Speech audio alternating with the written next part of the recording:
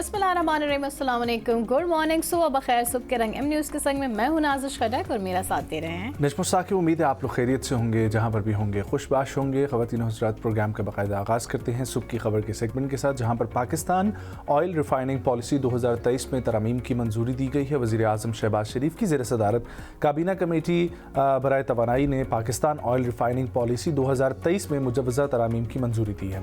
वज़ीर आज़म ने कहा है कि ऑयल रिफाइनर्स की अपग्रेडेशन मुल्क की तवानाई ज़रूरियात, दरामदी ईंधन पर इन्हिसार कम करने और बेहतर मयार का माहौल दोस्त ईंधन फराहम करने के लिए ज़रूरी है। इजलास में ये भी बताया गया कि रिफाइनर्स को जदीद बनाकर यूरो 4 और यूरो 5 मयार का पेट्रोल और डीजल तैयार किया जाएगा, जबकि फ्रेंच ऑयल और कम मयार की पेट्रोलियम मसनूआत की पैदावार में कमी आएगी।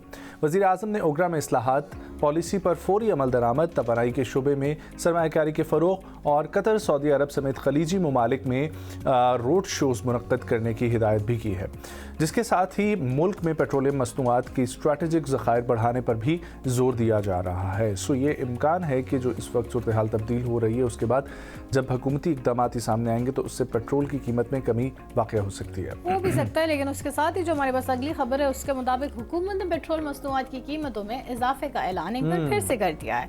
पेट्रोलियम डिवीजन ने 29 जुलाई के लिए पेट्रोल और डीजल की कीमत का नोटिफिकेशन जारी कर दिया। नोटिफिकेशन के मुताबिक पेट्रोल की कीमत में ₹1.63 फी लीटर का इजाफा कर दिया गया है, जिसके बाद पेट्रोल की नई कीमत ₹335.81 फी लीटर हो गई है।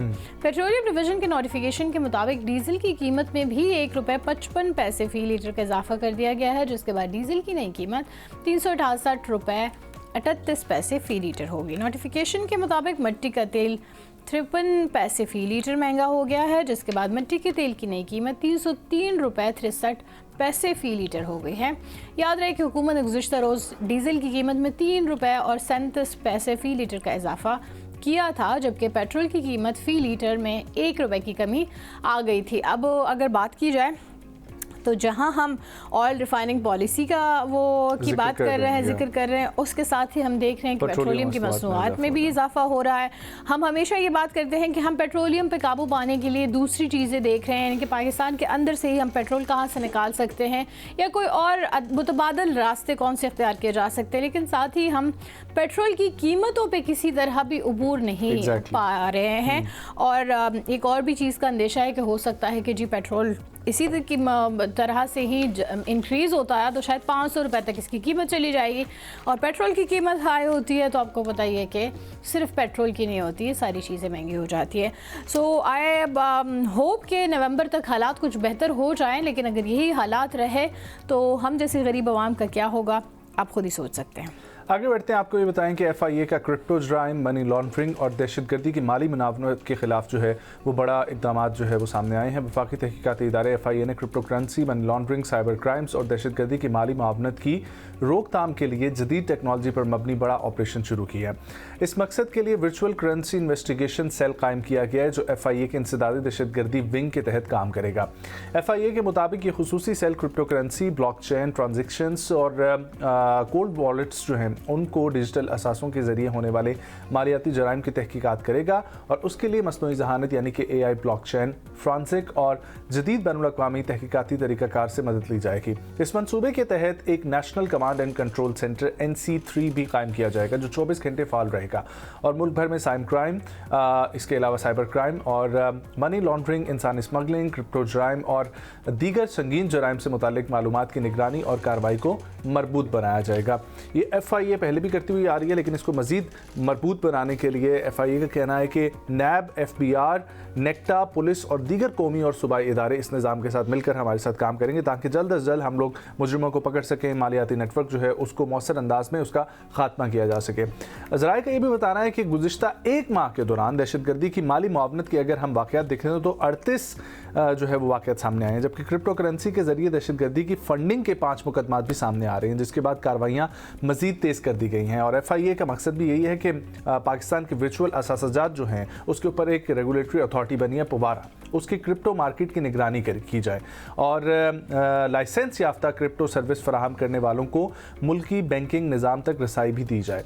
इदारे के मुताबिक गैर कानूनी और गैर दस्तावेजी क्रिप्टो ट्रेडिंग में मुलव्वस अनासिर के खिलाफ सख्त कानूनी कार्रवाई की जा रही है ताकि मुल्की मईशत को डिजिटल खतरात से महफूज रखा जा सके। अब इसमें ना बहुत सारी मूवीज़ में भी मैंने देखा है कि ना इस तरह की डिजिटलाइज फॉर्म में जब आप इसको करते हैं तो बहुत सारे वाकई में मनी लॉन्ड्रिंग और उस पर काबू पाया जा सकता है और इनफैक्ट जो फंडिंग होती है वो किसी न किसी तरीके से तो अरसाल होती है और उसके लिए जो मोस्टली यूज़ किया जाता है वो डिजिटल वॉलेट्स ही यूज़ होते हैं। सो जराइम पे बेशक काबू पाया जा सकता है। बहुत ही अच्छा कदम है। वी आर होपफुल कि बहुत अच्छे से इस पर काबू पाया जा सके। आगे बढ़ते हैं, आपको बताते हैं रवा साल पाकिस्तान पर 400 से ज़ायद साइबर हमलों का सामने आया है।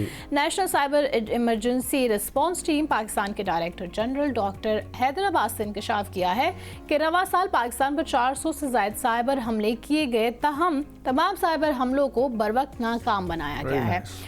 डॉक्टर हैदर अब्बास का कहना है कि हमें एक मजबूत नेशनल साइबर सिक्योरिटी अथॉरिटी की ज़रूरत है। नेशनल साइबर सिक्योरिटी अथॉरिटी वज़ीर आज़म के मातहत होनी चाहिए।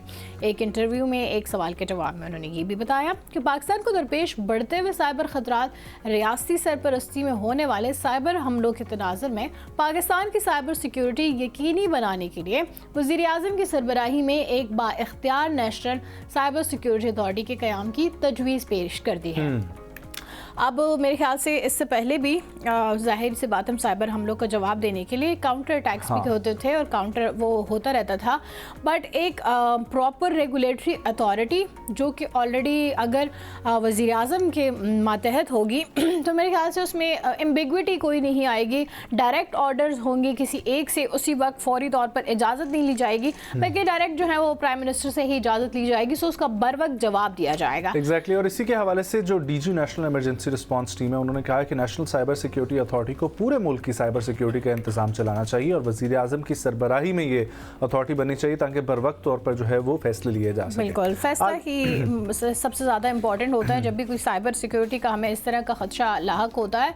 सो उस वक्त जो डिसीजन मेकिंग होती है ना, वो अगर एम्बिग्विटी का शिकार हो जाए, पूरे एक उसमें चले कि इससे इजाज़त लो, उससे इजाज़त लो, कि किस तरह इसको आगे लेके चलना है, तो उसमें प्रॉब्लम आ जाती है और डिले आ जाता है। बरवक्त कार्रवाई करना इस चीज़ में बहुत ज़्यादा ज़रूरी है। ख़वातीन और हज़रात, छुट्टियों के जो शौकीन हज़रात हैं उनको हम बताते हैं कि अगस्त 2026 में तातीलात जो है वो कितनी होंगी। आवाम को जी 12 छुट्टियाँ मिलने का इम्कान है। 2026 में पाकिस्तानियों के लिए आराम और तफरी का महीना साबित होने वाला है क्योंकि 2 वफाकी तातीलात हैं और 10 हफ्तावार छुट्टियाँ, और मुमकिन तौर पर ये 12 छुट्टियाँ बन जाती हैं। पाकिस्तानी आवाम का अगस्त के साथ एक वैसे ही बड़ा लगाव होता है 14 अगस्त की वजह से। सो लगातार 3 छुट्टियाँ मनाने का मौका मिल रहा है आपको।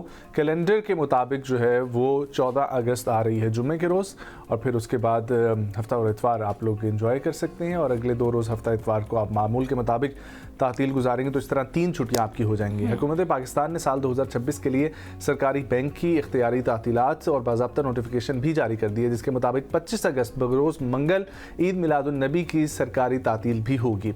सो कैलेंडर के मुताबिक और हुकूमत पाकिस्तान की जानिब से साल 2026 के लिए सरकारी बैंक और इख्तियारी तातीलात के नोटिफिकेशन के मुताबिक अवाम को मजमूई तौर पर 12 छुट्टियाँ मिलेंगी। क्या बात है जी। इससे पहले मैं बड़ी ईद वाले दिनों में भी उस महीने में भी आई थिंक 12 के करीब 11-12 ही छुट्टियां थी, तो शायद इस ईयर में ना हमें छुट्टियां ज़्यादा मिल रही है। एंजॉय कीजिए, छुट्टियां वैसे ही किसको बुरी लगती है, और वैसे भी 14 अगस्त के साथ हमारी जो एक दिली वो कनेक्शन है ना, उसकी वजह से भी आई थिंक ये वाला वीकेंड तो मैं खुद बहुत ज़्यादा एंजॉय करने वाली हूँ। आगे बढ़ते हैं। या आई डू एंजॉय। सबसे ज़्यादा खुशी ये होती है कि बच्चे और हम जो है ना वो झंडियाँ लेके और उसमें से भांजे भांजे जो पाकिस्तान जिंदाबाद, so it's like you know कि उनको अभी से ये पता है और वो अभी से इसको जोशो खरोश से मनाते हैं, और ये चीज़ मुझे बहुत अच्छी लगती है। आगे बढ़ते हैं जी। स्पोर्ट्स के मुतालिक आपको खबर से आगाह करते हैं। रोनाल्डो की हॉलीवुड में एंट्री।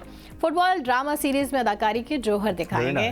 पुर्तगाल के आलमी शोहरत याफ्ता फुटबॉलर क्रिस्टियानो रोनाल्डो ने खेल के मैदान में बेशुमार कामयाबियों के बाद अब हॉलीवुड का रुख कर लिया है।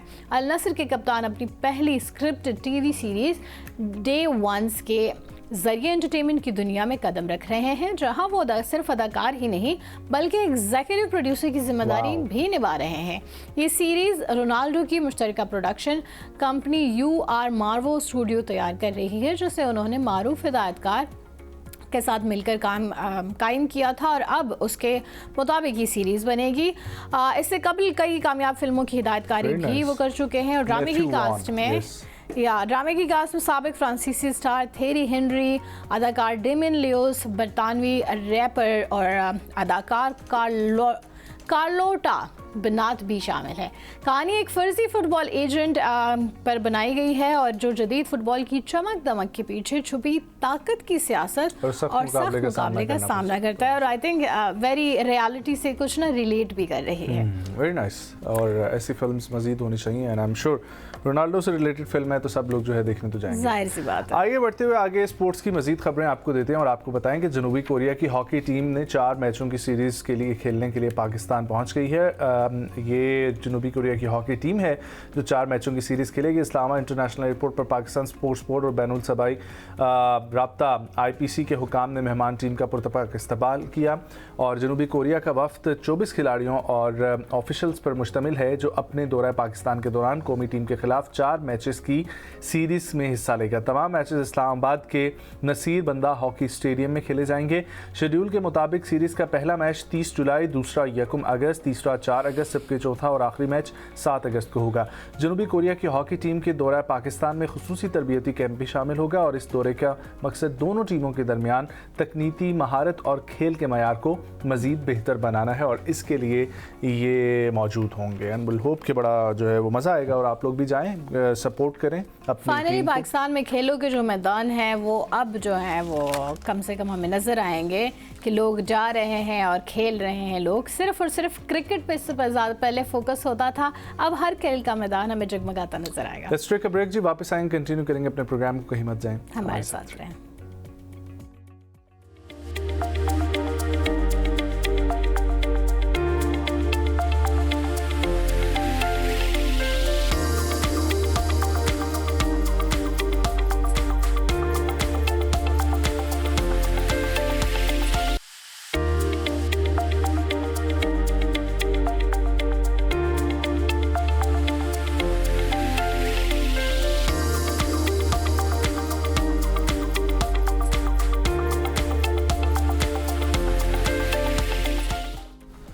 ख़वातीन और हज़रात, एक बार फिर से आपको कहेंगे प्रोग्राम में खुशामदीद और अब बात करेंगे आज़ाद जम्मू कश्मीर कानून साज असम्बली के इंतखाबात के पहले मरहले में मीरपुर डिवीज़न की 13 नशिस्तों पर पोलिंग हुई है। गैर सरकारी और इब्तदाई नताइज के मुताबिक मुस्लिम लीग नून की 9 नशिस्तें हैं, पाकिस्तान पीपल्स पार्टी की 4, इस्तेहकाम पाकिस्तान पार्टी की जो है वो कोई नशिस्त अभी तक नहीं है। मुस्लिम लीग नून की कामयाबी है और कामयाबियों वाली नशिस्तों में शामिल हैं ददियाल, खड़ी शरीफ, बरनाला, समानी, भिम्बर, नकियाल सेक्टर, सन्ना, चढ़ोई और खुई रट्टा सेक्टर। ये सिर्फ पहले मरहले के नताइज हैं, पूरे आज़ाद कश्मीर में अभी जो है वो मज़ीद आने हैं। इसी पर मज़ीद अपडेट्स लेते हैं, हमारे साथ नुमाइंदा M न्यूज़ अरसलान लून मौजूद हैं। अरसलान, बहुत शुक्रिया। ये बताइएगा कि इस वक्त क्या कंडीशन है और मीरपुर की जो है जो अभी तक गैर सरकारी और इब्तदाई नताइज आए हैं उनके मुताबिक क्या अपडेट्स हैं? जी बिल्कुल, मीरपुर डिवीज़न के जो सरकारी नताइज थे वो इलेक्शन कमीशन की जानिब से जारी कर दिए गए हैं और पुरअमन माहौल में ये मीरपुर डिवीज़न का इंतखाब जो है वो इख्तिताम पजीर हुआ। मीरपुर डिवीज़न की 13 नशिस्तों पर यह इंतखाब हुआ जिसमें 14 लाख से ज़ायद वोटर्स ने अपना हक़ राय दही इस्तेमाल किया, जिसमें से जो नून लीग है उसने वाज़े तौर पर मैदान मार लिया, जिसमें 13 में से 9 नशिस्तें नून लीग ने हासिल की और 4 नशिस्तें जो हैं वो पीपल्स पार्टी के पास गई। इस मीरपुर डिवीज़न के इंतखाब की बात करें तो बड़े बड़े बुर्ज भी हैं इसमें उल्टे हैं। साबिक वज़ीर आज़म आज़ाद कश्मीर चौधरी अनवारुल हक जो है वो भी अपनी सीट भिम्बर से हारे हैं। इसी तरह जो चौधरी यासीन है पीपल्स पार्टी आज़ाद कश्मीर के, वो सदर हैं, वो अपनी आबाई सीट जो है वो कई सालों के बाद वो हारे हैं चढ़ोई से और वहाँ से नून लीग के उम्मीदवार जो हैं कामयाब हुए। इसी तरह नकियाल की बात करें तो नकियाल में चौधरी जावेद बडानवी हैं, वो पीपल्स पार्टी के बड़े तगड़े उम्मीदवार थे, वहाँ पर बड़ा असर व रसूख था उनका, वहाँ से भी नून लीग के उम्मीदवार जो हैं जीते हैं। तो टर्न आउट की बात करें तो टर्न आउट भी बड़ा बेहतर टर्न आउट रहा, और सिक्योरिटी की बात करें तो मीरपुर डिवीज़न में मजमूई तौर पर सिक्योरिटी के भी इंतहाई फुल प्रूफ इंतजाम किए गए। और जब 27 तारीख को ये इंतखाब का सिलसिला शुरू हुआ तो सुबह से ही हमें पोलिंग स्टेशन के बाहर लंबी लंबी कतारें देखने में आई, चाहे वो ख़वातीन पोलिंग स्टेशन हो चाहे वो मर्दों के पोलिंग स्टेशन हों। तो अब मीरपुर डिवीज़न में कामयाबी से इंतखाब के बाद अब अगला मरहला जो है वो मुजफ्फराबाद डिवीज़न में होने जा रहा है। मुजफ्फराबाद और महाजरीन मुकीम पाकिस्तान जो हैं उन पर 2 तारीख को ये इंतखाब होगा, और मुजफ्फराबाद में और महाजरीन की सीटों पर इंतखाब के लिए भी तैयारियां जो हैं वो मुकम्मल कर ली गई हैं। और साहब आपने कहा कि वैसे ऐसे नाखुशगवार वाक़या कोई नहीं पेश आया, जबकि न्यूज़ के मुताबिक ऐसे 2-3 पोलिंग स्टेशंस, अभी पीपल्स पार्टी का तो कहना है अच्छे खासे पोलिंग स्टेशंस पे इस तरह हंगामा आराई हुई है, लेकिन वैसे जो और हमने ये भी देखा है कि कहीं से कोई बैलेट बॉक्स भी किसी के घर से बरामद हुए हैं, कुछ रिजाइडिंग ऑफिसर उठा के घर ले गए थे, ये भी इत्तलात हैं, तो उस बारे में बताइएगा प्लीज। और वोटर टर्नआउट भी कोई इतना अच्छा नहीं रहा इस दफा। जी, मैंने मजमुई जो है वो मजमुई तौर पर माहौल की बात की। जो थोड़े बहुत देखें, इलेक्शंस जब भी होते हैं, चाहे वो पाकिस्तान में हो, चाहे आज़ाद कश्मीर में हो, चाहे दुनिया के किसी भी मुल्क में हो, इस तरह के छोटे मोटे वाक़यात लड़ाई झगड़े के तो होते ही होते हैं। तो आज़ाद कश्मीर में भी इसी तरह पीपल्स पार्टी के कारकुन भी शहीद हुए हैं, तो छोटी मोटी तो ना हुई फिर भी। ये भी एक रवायत है पाकिस्तान के अंदर, जब जो भी कोई पार्टी जीतती है तो वो अपनी विक्ट्री क्लेम करती है, जबकि जो मुखालिफिन होते हैं वो धांधली का इल्ज़ाम लगाते हैं। तो सिस्टम में कहीं ना कहीं ख़राबियाँ तो मौजूद हैं, जो कि पार्टियाँ जो हैं वो इलेक्शन की शफाफियत पर उंगलियाँ उठाती हैं, जिसको ठीक होने की ज़रूरत है। तो इसी तरह से आज़ाद कश्मीर के इलेक्शंस के अंदर कई जगहों पर ये वाक़यात भी रिपोर्ट हुए हैं। तो अब मजमूई तौर पर अगर हम बात करें तो मजमूई तौर पर पूरा इंतखाब पुरअमन रहा। एक हल्के में वहाँ पर जो बैलेट बॉक्स को भी आग लगाई गई, जहाँ उस बैलेट बॉक्स में 232 वोट्स भी मौजूद थे, और एक जो पीपल्स पार्टी के कारकुन हैं वो भी इस एक नाखुशगवार वाक़े में उनकी भी जान गई थी, जिस पर पीपल्स पार्टी के चेयरमैन बिलावल भुट्टो ने भी मज़म्मती बयान जारी किया। शहरी रहमान की जानिब से भी बड़ा सख्त मज़म्मती बयान जो है वो जारी हुआ था। तो लेकिन अब ये इंतखाब का सिलसिला जारी है, और अब मुजफ्फराबाद डिवीज़न की तरफ जो है वो अब सारी तैयारियाँ जो हैं, और मैं आपको बता रहा था कि मुजफ्फराबाद डिवीज़न कि हाँ इस वक्त मुजफ्फराबाद में क्या तैयारियां चल रही हैं, और ये मरकज़ी कायदीन की अगर हम बात करें तो इनमें से कुछ लोग वहाँ पर मौजूद हैं, क्या वहाँ पर अभी भी जो है वो मोबिलाइज करने की एक्टिविटीज़ जो है वो जारी हैं? जी बिल्कुल, सियासी जमातों की जानिब से भरपूर कैंपेन मुजफ्फराबाद डिवीज़न के अंदर की जा रही है। बिलावल भुट्टो ज़रदारी इस वक्त भी मुजफ्फराबाद में मौजूद हैं, और गुज़िश्ता दिन भी मुजफ्फराबाद में बिलावल भुट्टो ने एक जलसे से ख़ताब किया, और जो वहाँ के जो लोकल जो उम्मीदवार हैं पार्टियों के, उनकी जानिब से भी अपने अपने हलकों में इलेक्शन की जो इंतखाबी मुहिम जो है वो जारी है। मुजफ्फराबाद में जो वोटर्स हैं वो 6 लाख से ज़ायद वोटर्स हैं, जबकि मुजफ्फराबाद डिवीज़न में 9 हलके मौजूद हैं। 3 अजला पर ये डिवीज़न मुश्तमिल है। मुजफ्फराबाद ज़िला मुजफ्फराबाद है, ज़िला हटियाबाला और ज़िला नीलम वैली है। 6 लाख से ज़ायद वोटर्स जो हैं इस सेकंड फेज़ में अपना हक़ राय दही इस्तेमाल करेंगे। आपको मैं बताता चलूँ कि जो 27 तारीख को जब ये मीरपुर डिवीज़न का इंतखाब हो रहा था, तो उससे पहले सोशल मीडिया पर एक बड़ी मुनज़्ज़म कैंपेन चलाई जा रही थी इलेक्शन को सबूताज करने के हवाले से कुछ सोशल मीडिया अकाउंट्स की जानिब से। और जब 26 तारीख का दिन था, यानी कि इलेक्शन से एक दिन पहले, सोशल मीडिया पर यहाँ तक कैंपेन चलाई गई कि आज़ाद कश्मीर का इलेक्शन मुलतवी कर दिया गया है, जिस पर इलेक्शन कमीशन आज़ाद कश्मीर को रात को देर से ये तरदीद जारी करनी पड़ी कि इलेक्शन मुलतवी नहीं किया गया, बल्कि इलेक्शन जो है वो अपने मुकर्रर किरदा शेड्यूल के मुताबिक होगा। तो ये जो है, ये बताइएगा कि पाकिस्तान पीपल्स पार्टी के विंग के अंदर इस वक्त क्या सिचुएशन चल रही है, क्योंकि वो काफ़ी गम गुस्से का शिकार हैं। कल बिलावल भुट्टो ने भी कहा कि हम वोट की चोरी जो है वो किसी भी तौर पर मंजूर नहीं करेंगे। और इस वक्त नून लीग की विंग्स के अंदर क्या सूरत हाल चल रही है, और तीसरी जमात IPP बड़े तगड़े जो है वो सूरत हाल में GB के सामने तो आई, लेकिन यहाँ पर उनकी अभी तक कोई नशिस्त नहीं है, तो वहाँ पर क्या चल रहा है? जी बिल्कुल, अभी जब ये पहला मरला मुकम्मल हो गया तो पीपल्स पार्टी की जानिब से जो है वो काफ़ी इंतखाबी नताइज पर काफ़ी तनकीद भी सामने आई और ये कयास आराइयाँ भी थी कि पीपल्स पार्टी शायद कहीं दूसरे मरहले का जो इंतखाब है उसका बाइकआउट भी कर सकती है, लेकिन इस हवाले से अभी तक कोई ऑफिशियल पीपल्स पार्टी की जानिब से कोई फ़ैसला नहीं हुआ। लेकिन ये कयास आराइयाँ अभी सियासी सहाफ़ती हलकों में चल रही हैं, लेकिन ऐसा होता मुमकिन नहीं है। अगर बाइकआउट करना होता तो शायद जो हालात थे आज़ाद कश्मीर को वो पहले ही बाइकआउट कर देते। तो आईपीपी की आपने बात की, आईपीपी पहले मरहले में तो एक भी सीट जो है वो नहीं निकाल सकी है। हालांकि कुछ दिनों पहले ही आईपीपी आज़ाद कश्मीर के अंदर दोबारा से मंजर आम पर आई थी, लेकिन ये आईपीपी के लिए भी लम्हा फिक्री है कि पहले मरहले में उन्होंने एक भी सीट नहीं निकाली और अब उन्हें दूसरे मरहले और तीसरे मरहले के लिए अपनी पहले से ज़्यादा भी मेहनत की ज़रूरत है और अपनी थोड़ी स्ट्रेटजी भी जो है वो चेंज करने की ज़रूरत है ताकि कुछ वो सीटें जो हैं वो निकाल सके। तो इस वक्त नून लीग जो है वो अपनी विक्ट्री ज़ाहिर बात है क्लेम कर रही है और नून लीग की जानिब से भी पीपल्स पार्टी जो बयानबाजियाँ कर रही है, नून लीग की जानिब से भी उनको जवाब दिया जा रहा है। तो इस वक्त पीपल्स पार्टी और नून लीग हमेशा की तरह आमने सामने है। एक पार्टी विक्ट्री क्लेम कर रही है, दूसरी पार्टी जो है वो धांधली के इल्ज़ामात लगा रही है और ये हमेशा से इलेक्शन जब भी होती हैं ये बातें, ये दावे हमें देखने को सुनने को मिलती है। ये एक रवायत जो है वो चलती आ रही है, हम सब इन चीज़ों के आदी हो चुके हैं। जी बिल्कुल। एहसान, सेकंड फेज को किस तरह देखते हैं? आपकी अपनी पर्सनल ऑब्जर्वेशन, क्योंकि आप ज़ाहिर ऑब्जर्व कर रहे हैं वहाँ पे इलेक्शन, तो बताइएगा कि क्या लग रहा है आपको कि सेकंड फेज में किसकी जीत आपके मुताबिक हो सकती है?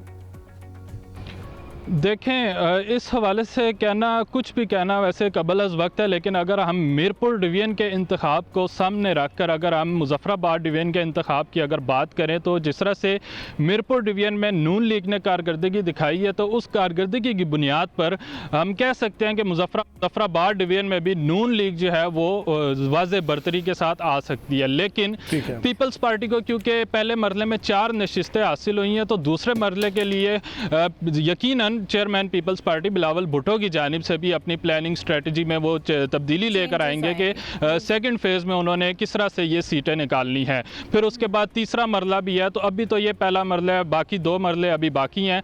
तो यकीनन पहले फेज़ में जो नून लीग कामयाब रही है, अब दूसरे फेज़ में जो 9 हलके हैं, इन 9 हलकों में से अब 2 तारीख को देखना होगा हम कि अब नून लीग ज़्यादा सीटें निकालती है या पीपल्स पार्टी निकालती है। लेकिन इसके साथ आप ये भी देखें कि माजरीन सीटें भी हैं, सिर्फ मुज़फ़्फ़राबाद डिवीज़न नहीं है, माजरीन के भी ये 12 हलके हैं, वहाँ पर भी नून लीग के उम्मीदवार हैं, पीपल्स पार्टी के उम्मीदवार हैं, वहाँ पर भी आईपीपी के उम्मीदवार हैं। तो माजरीन की सीटों की बात करें तो अगर माजी की हम बात करें तो ज़्यादातर जो है वो नून लीग के जो उम्मीदवार जो हैं वो माजरीन की सीटों पर जीतते आए हैं। और इस बार भी जो उम्मीदवारों की जानिब से, चाहे वो माजरीन हलके हैं, चाहे वो मुज़फ़्फ़राबाद के हलके हैं या चाहे पूरे आज़ाद कश्मीर के हलके हैं, उम्मीदवारों की जानिब से भरपूर कैंपेन की गई है। ठीक है, और अब आगे जब ये इंतखाब होगा, रिजल्ट्स आएंगे, ठीक है, तो कौन मुंतखब होता जी, है? बहुत शुक्रिया अरसलान नून अपडेट करने के लिए। ख़वातीन और हज़रात, आज़ाद कश्मीर के दूसरे मरहले में मुज़फ़्फ़राबाद में और महाजिर सीटों पर पाकिस्तान के अंदर 2 तारीख को इंतखाबात होने वाले हैं। कश्मीरी अपना हक़ राय दही इस्तेमाल करें और उम्मीद की जा रही है कि वोटिंग अच्छी होगी, देखने को एक अच्छा अमल मिलेगा। ऑल दो अभी जो वोटिंग हुई थी मीरपुर की, उसमें वोटर्स का टर्नआउट कम देखने में आया है बनिस्बतन जो पहले वोटिंग होती रही है कश्मीर के अंदर। उसकी वजूहात क्या हैं वो आप लोग देख सकते हैं। ख़वातीन और एक ब्रेक शामिल करते हैं, वापस आएंगे, कंटिन्यू करेंगे और बात करेंगे मॉनसून सीज़न 2026 की और गैर मामूली बारिशों की जो पेशगोई है उसके हवाले से। एक छोटा सा वक्फा, हमारे साथ रहिए।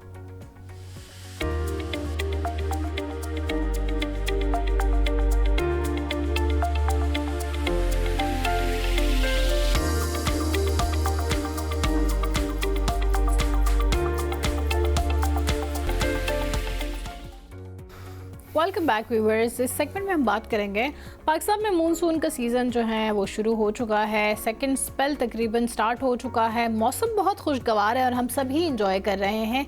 लेकिन हालिया बरसों में मौसमियाती तब्दीलियों ने ज़ाहिर इस मौसम को ज़्यादा ख़तरनाक बना दिया है। नेशनल डिज़ास्टर मैनेजमेंट अथॉरिटी के मुताबिक रवा साल मामूल से ज़्यादा बारिशों का इम्कान है, जिसके बायस flash flood, urban flooding, land sliding और दीगर कुदरती आफात के खदशात भी बढ़ गए हैं। हुकूमत का भी यही कहना है कि पेशगी, मनसूबाबंदी और इदारों के दरमियान मुवस्सर राब्ते के जरिए जानी व माली नुकसान को कम किया जा सकता है, लेकिन इसके साथ अवामी ताउन और एहतियात भी इंतहाई ज़रूरी है। तो आज हम इसी अहम मौजू पर गुफ्तगू करना चाहेंगे कि ये जान सके कि ख़तरात किस हद तक संगीन हो सकते हैं, इदारे किस तरह काम कर रहे हैं, किस हद तक उनकी तैयारी है, और आम शहरी यानी आम आवाम, मैं और आप अपनी हिफाजत के लिए क्या इक़दाम खुद ही अपना सकते हैं, क्योंकि हिम्मत मर्दा मदद खुदा और अपनी मदद आपके तहत भी हमें ख्याल रखना चाहिए। इस पर बात करने के लिए हमारे साथ मौजूद हैं ज़ैनब नईम, एनवायरनमेंटलिस्ट है। अस्सलाम वालेकुम ज़ैनब। वालेकुम अस्सलाम। उम्मीद है आप खैरियत से होंगी। ज़ैनब, ये जो मानसून का सीज़न जो है इस साल ज़्यादा ख़तरात के साथ पेशगोई की गई है, क्या कहेंगे इस पे कि हर साल जैसे ही मानसून आता है तो ख़तरात मज़ीद बढ़ जाते हैं और उसके पहले हम पेशगोई तो दे देते हैं, लेकिन क्या हम इस पर उस तरह से प्रिपेयर्ड होते हैं, वेल प्रिपेयर, कि हाँ हम इससे निपटने के लिए किसी भी सूरत के लिए तैयार हैं? देखिए, इस साल मानसून पहले ही डिले होके एंटर हुई है हमारे खित्ते में, क्योंकि एल नीनो शुरू हो चुका था और एल नीनो एक नेचुरल वेदर पैटर्न है जो पैसिफिक ओशन में स्टार्ट होता है। उसकी वजह से गर्म हवाएं और शदीद गर्मी जो है वो बढ़ती है, और जो कि हमने देखा कि हीट इंडेक्स किधर चला गया सारे पाकिस्तान में, बल्कि पूरे साउथ एशिया में। उसकी वजह से जो बे ऑफ बंगाल की तरफ से मानसून दाखिल हुई वो पिछले साल की निस्बत इस साल डिलेड एंटर हुई। तो जब भी शदीद गर्मी पड़ती है और अगर ख़ास तौर पे एल नीनो की सिचुएशन होती है तो बारिश की शिद्दत में हमेशा इजाफा होता है। ग्लोफ जो है वो तेज़ी से पिघलना शुरू हो जाते हैं, जो ग्लेशियाई झीलें हैं उनकी वजह से हमारे दरिया जो है ऑलरेडी स्वेल अप होते हैं। फिर इंडिया वाली साइड पे भी बारिशें शुरू हो जाती हैं, तो जाहिर है वहाँ से भी डैम का पानी आता है, वो आबी जारियत भी हो रही है, क्योंकि वो अब हमें इत्तला नहीं देते। उसकी वजह से दरियाई सैलाब का खदशा ऑलरेडी है, और फिर जहाँ शदीद बारिशें एक नॉर्दर्न एरियाज में और इवन पंजाब साइड पे भी उन्होंने सिचुएशन को काफी खराब कर दिया। तो ये इंटेंस रेनफॉल, ये क्लाइमेट चेंज का पैटर्न है। और एल नीनो तो नेचुरल है, लेकिन एल नीनो भी पहले इतनी जल्दी नहीं आता था। अब क्लाइमेट चेंज ने समंदर गर्म करती हैं, जिसकी वजह से ये जल्दी आ रहा है। तो ये शदीद मानसून जो है ये हम हर साल देखेंगे, और ऐसा नहीं है कि हमने पिछले साल देखा, इस साल देखा, आने वाले सालों में इसकी मजीद शिद्दत में इजाफा हो सकता है। इसीलिए पेशगी इक़दाम बहुत जरूरी, लेकिन पेशगी इक़दाम अनफॉर्चुनेटली एनडीएमई की तरफ से भी कल जो हालिया ब्रीफिंग हुई है और वुज़रा वहाँ पर मौजूद थे, तो ये बताया गया कि गैर मामूली इस दफ़ा हम देखने में आ रहा है कि बारिशों की पेशगोई है। तो आपके ख्याल में इस वक्त की सिचुएशन के मुताबिक ये कितना ख़तरनाक हो सकता है? आप कह रही हैं हर साल बदलता जाएगा पैटर्न, लेकिन इस साल क्या सिचुएशन इख्तियार कर सकता है नॉर्दर्न एरियाज़ में, और क्या सिचुएशन बन सकती है दरियाओं की सिचुएशन, जिनकी वजह से पंजाब और सिंध को जो है वो इफ़ेक्ट हो सकता है? अगर नॉर्दर्न एरियाज की बात करूँ तो वहाँ पे तो जो क्लाउड बर्स्ट वाले मामलात हैं वो ज़रा कॉमन हो जाएंगे। उसकी वजह ये है कि वहाँ पे ठंडी हवा मौजूद होती है। जब गर्म हवा जो है शदीद एल नीनो की वजह से, और मानसून वाली हवा में नमी बहुत होती है, जब ये ऊपर उठती है ठंडी हवा से टकराती है तो पहाड़ी इलाकों में अक्सर क्लाउड बर्स्ट हो जाता है। क्लाउड बर्स्ट यानी 1 घंटे या उससे कम टाइम में 100 मिलीमीटर या उससे ऊपर बारिश हो जाना, और छोटे रेडियस पे, तो ये मामलात वहाँ कॉमन हो जाएंगे। और दरियाओं की जो सिचुएशन है, देखिए अपर इंडस बेसिन में वैसे ही सैलाबी सूरत हाल शुरू हो जाएगी, क्योंकि वहाँ पे ग्लेशियर्स पिघलने की वजह से जितना तेज ग्लेशियर पिघलेंगे वहाँ पानी मजीद बढ़ेगा, जो सैलाब दरियाओं में सैलाब बनाएगा। इसके अलावा ऑफ कोर्स जो ट्रांस बाउंड्री फैक्टर है, दरियाओं में जो डैम्स, इंडिया की तरफ से डैम्स का पानी छोड़ा जाता है। अब देखें रावी की सिचुएशन मैं कल देख रही थी और 2 दिन पहले भी सैटेलाइट डेटा मौजूद है, वो बहुत ज़्यादा स्वेल कर गया है। उसकी वजह से नाला देग और जो हुडियारा ड्रेन से जो इंडिया पानी छोड़ रहा है मुसलसल, वहाँ पे आसपास के मुल्का इलाके ज़ेरे आब आ चुके हैं, कितने देहात ज़ेरे आब आ चुके हैं। इवन चनाब और रावी में इस वक्त फ्लडिंग की सिचुएशन ये है कि सियालकोट को शदीद खतरा है, उसके आसपास के इलाकों को खतरा है। तो अब सिटी लेवल पे जो है ना फ्लडिंग का खतरा ज्यादा बढ़ गया है। बेशक दरियाओं वाली साइड पे बारिश कम भी हो, लेकिन वो ऊपर से नीचे जब आते हैं तो जाहिर है उसमें फ्लडिंग की सिचुएशन होती है। तो ये नाले जब साफ नहीं होते और जब इस तरह क्लाउड बर्स्ट वाले मामला या शदीद बारिशें हो जाएं साथ में, तो फिर उसकी वजह से फ्लडिंग जो है वो बहुत शदीद शिद्दत इख्तियार कर सकती है, खास तौर पे गुंजान आबाद इलाकों के लिए और देहात के लिए जहाँ पे नरम मिट्टी मौजूद ना हो। तो ये भी मसाइल है। तो ज़ैनब ये बताइए कि किन स्पेसिफिक इलाकों में ज़्यादा एहतियात बरतने की ज़रूरत है कि जिनको पहले से ही पेशगोई है, लेकिन उन इलाकों का आप स्पेसिफाई अगर हमें कर दें कि वहाँ फ्लैश फ्लडिंग भी हो सकती है, अर्बन फ्लडिंग, लैंडस्लाइडिंग, पंजाब है या सिंध का एरिया इवन केपी है, सो वो कौन कौन से इलाके हैं? देखिए इस वक्त खैबर पख्तूनख्वा तो सबसे ज्यादा जो वहाँ पे ब्लॉफ और जो क्लाउड बर्स्ट उसकी वजह से फ्लैश फ्लड वहाँ पे ज्यादा आप देखेंगे, क्योंकि पहाड़ों से जो सैलाबी रेला आता है ना वो उसकी स्पीड बहुत ज्यादा है, और वैसे भी अब जंगलात का कवर वहाँ बहुत कम है, इस वजह से ज्यादा इम्पैक्ट वहाँ आएगा। और दूसरा जो पंजाब साइड है, यहाँ पे दरियाई सैलाब बहुत ज्यादा एक्सपेक्टेड है, और अभी कंटिन्यू मतलब स्टार्ट हो चुका है। और जो इलाके फ्लड प्लेन्स यानी आबी गुजरगाहों के आसपास हैं, चाहे वो कोई सोसाइटीज हैं, कमर्शियल इलाके हैं या देहात हैं, उनके लिए खतरा है। हमें लगता है, हम समझते हैं कि छोटी बहुत एम्बैंकमेंट्स बना दी तो सैलाब जो है हम रोक लेंगे। वो ये तो हो सकता है कि आपकी उस सोसाइटी तक पानी शायद लिमिटेड हो, लेकिन आप जो आसपास के इलाके हैं वहाँ फ्लडिंग ज्यादा बढ़ जाती है, तो क्योंकि ये मिस प्लानिंग होती है। और जहाँ तक साउथ पंजाब की बात है, बिल्कुल ये राजनपुर साइड पे जहाँ पे ये सैलाबी रेले पहाड़ों से आते हैं, रोजकोई वाले इलाके, उनमें बहुत ज्यादा जो है वो खतरा है। इवन ये बलूचिस्तान के भी कुछ इलाकों में अगर ये आने वाले दिनों में स्पेल स्टार्ट हो जाता है तो वहाँ पे भी नसीराबाद साइड पे फ्लडिंग की सिचुएशन बन सकती है। और सिंध में जो हमारे कच्चे का इलाका है, अगर वहाँ पे या स्पेशली दादू और उसके आसपास के जो इलाके हैं, जो कीचड़ की पहाड़ियां हैं, वहाँ पे फ्लडिंग सिचुएशन बन सकती है अगर वहाँ शदीद बारिशों का स्पेल आ जाता है, जो कि हम एक्सपेक्ट कर रहे हैं अगस्त में कि वहाँ हो सकती है ऐसी सिचुएशन। लेकिन मॉडल्स लॉन्ग रेंज है तो इसमें तब्दीली भी आ सकती है। सो बेसिकली अगस्त का पूरा महीना ही जो है वो हम ये खतरा बेसिकली हमारे सरों पे मंडलाता रहेगा कि कहीं भी खुदा ये कब तक सिचुएशन चल सकती है ज़ैनब साहिबा? सितंबर में भी ये चीज़ दौरानिया कितना लंबा हो सकता है इसका?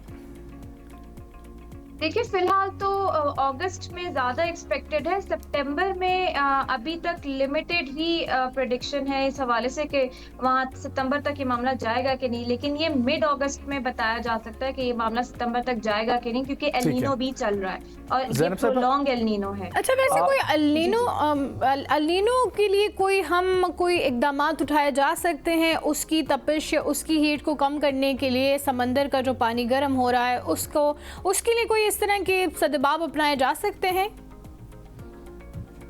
देखिए जब एल नीनो होता है ना, तो एक तरह से आपके लिए अपॉर्चुनिटी भी होती है कि आपको पता होता है, ये तो कंफर्म बात होती है कि एल नीनो की वजह से फ्लडिंग होगी और बारिश शिद्दत वाली आएगी, आंधी तूफान शिद्दत वाले आएंगे। अच्छा। तो आपकी पेशगी जो एक स्टेप्स हैं वो तभी शुरू हो जाने चाहिए थे जब आपका हीट इंडेक्स 50 को क्रॉस कर रहा था और वहाँ पे आपको कूलिंग सेंटर्स और पब्लिक हेल्थ इमरजेंसी थी ना, पर हमने तब इमरजेंसी, हमने कहा नहीं कोई मसला नहीं है, मजदूर बेचारे गर्मी में काम करे लेते हैं। अभी भी जो सैलाबी सिचुएशन है, हम इसको इमरजेंसी के तौर पे अगर देखते पिछले साल की निस्बत, तो हमारी तैयारी मई में कंप्लीट होनी चाहिए थी, ना कि 1 जुलाई को हम मीटिंग्स कर रहे होते। एल नीनो तो आपको बता देता है, एल नीनो की वजह से तो आपको कंफर्म होता है कि यहाँ पे सैलाबी सूरत हाल बनेगी।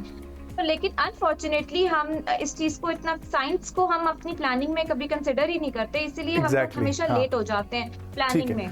अच्छा ज़ैनब साहिबा, ये फरमाइएगा कि अर्बन फ्लडिंग भी हम बहुत ज़्यादा देखते हैं। We are not talking about Islamabad only, पूरे मुल्क में जो शहर भी बने हुए हैं उन शहरों में भी अर्बन फ्लडिंग का बहुत ज़्यादा मसला है। क्या उसका मसला जो है वो नाकिस नकासी आब है, या उसकी वजह गैर कानूनी तामीरात हैं, या शहरी मनसूबाबंदी सही तरीके से नहीं हुई? आपकी ऑब्जर्वेशन के मुताबिक क्या है, और अर्बन फ्लडिंग से बचने के लिए हमें किन इकदाम की ज़रूरत है जिनका ताल्लुक क्लाइमेट से नहीं हो बल्कि हमारे इंफ्रास्ट्रक्चर से हो, कि उसको ऐसा डिजाइन किया जाए जिससे हम अर्बन फ्लडिंग से कम से कम बच सकें?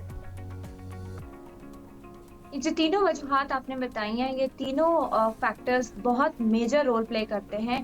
फ्लड, ये क्लाइमेट चेंज शदीद बारिश लेके आता है, लेकिन वो फ्लड बनता है यानी कि हमारी on land on ground governance पे डिपेंड करता है। ड्रेनेज प्लान्स, हमारे शहरों में किसी का ड्रेनेज प्लान नहीं है। अभी 2-3 दिन पहले आप ही के चैनल की मेरे ख्याल से रिपोर्ट है कि पंजाब साइड पे कितनी हाउसिंग सोसाइटीज जो हैं उन बगैर ड्रेनेज प्लान अप्रूव करवाए उनको एनओसीज जारी हो चुके हुए।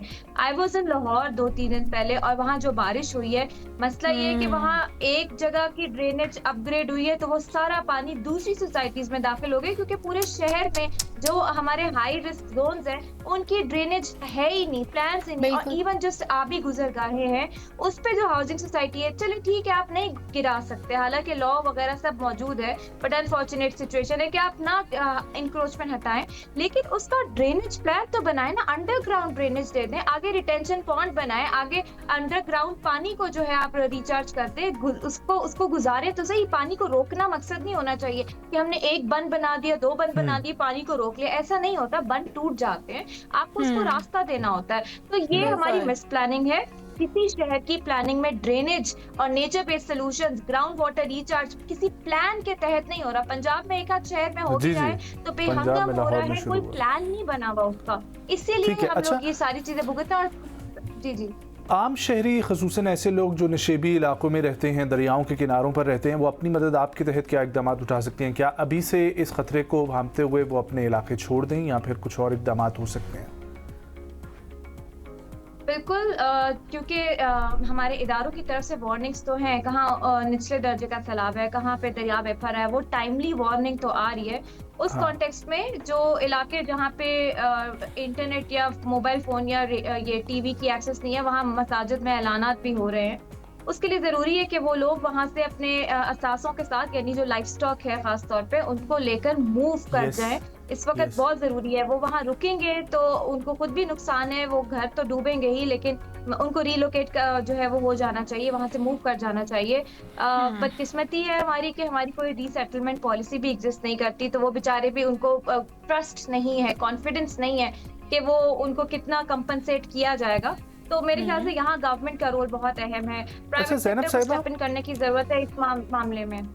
पहले हम लोग देखते थे कि जब मानसून का सीज़न होता था तो बारिश होती भी थी, या बारिश गर्मियों के सीज़न में हो भी, तो गर्मी की शिद्दत में उस हद तक कमी वाक़ई नहीं होती थी। अभी के रोज़ हम लोग देखते हैं कि जिस दिन बारिश होती है वो पूरा दिन टेम्परेचर 25, 27, 28 तक रहता है। इस्लामाबाद और इसको गिरदोनवा की मैं बात कर रहा हूँ। और जिस दिन बारिश नहीं होती एकदम से टेम्परेचर दोबारा से राइज़ कर जाता है। ये फ्लक्चुएशंस जो है इतने हाई नंबर्स में और इतने गैप के साथ, ये मौसम की तब्दीली की वजह ही है, और आगे हम ये मज़ीद ज़्यादा एक्सपीरियंस करेंगे क्या इसमें, या इसमें कमी जो है वो वाक़या होगी?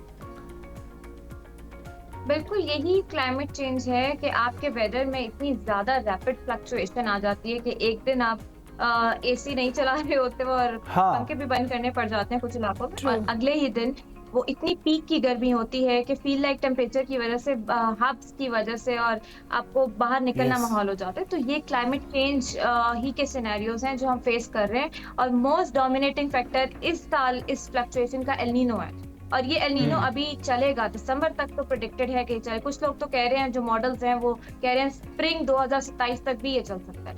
तो इनका असर सर्दियों पे भी पड़ेगा। माहिरीन की राय तो यही है, हाँ, कि 2027 तक चल सकता है। अच्छा, मुझे ये बताइए कि फौरी इक़दामात मुस्तक़बिल करीब में हमारी गवर्नमेंट क्या उठा सकती हैं, और हमें एज अ सिटीज़न या फिर किसी भी सोसाइटी में हम रहते हैं तो हमें आसपास का ख्याल रखने के लिए कौन से इक़दामात फ़ौरी तौर पे उठा सकते हैं? क्योंकि अब एक चीज़ आ तो चुकी है, लेकिन ज़ाहिर है हमने उससे निपटना भी है और कोशिश भी करनी है कि जितना कम जानी और माली नुकसान हो।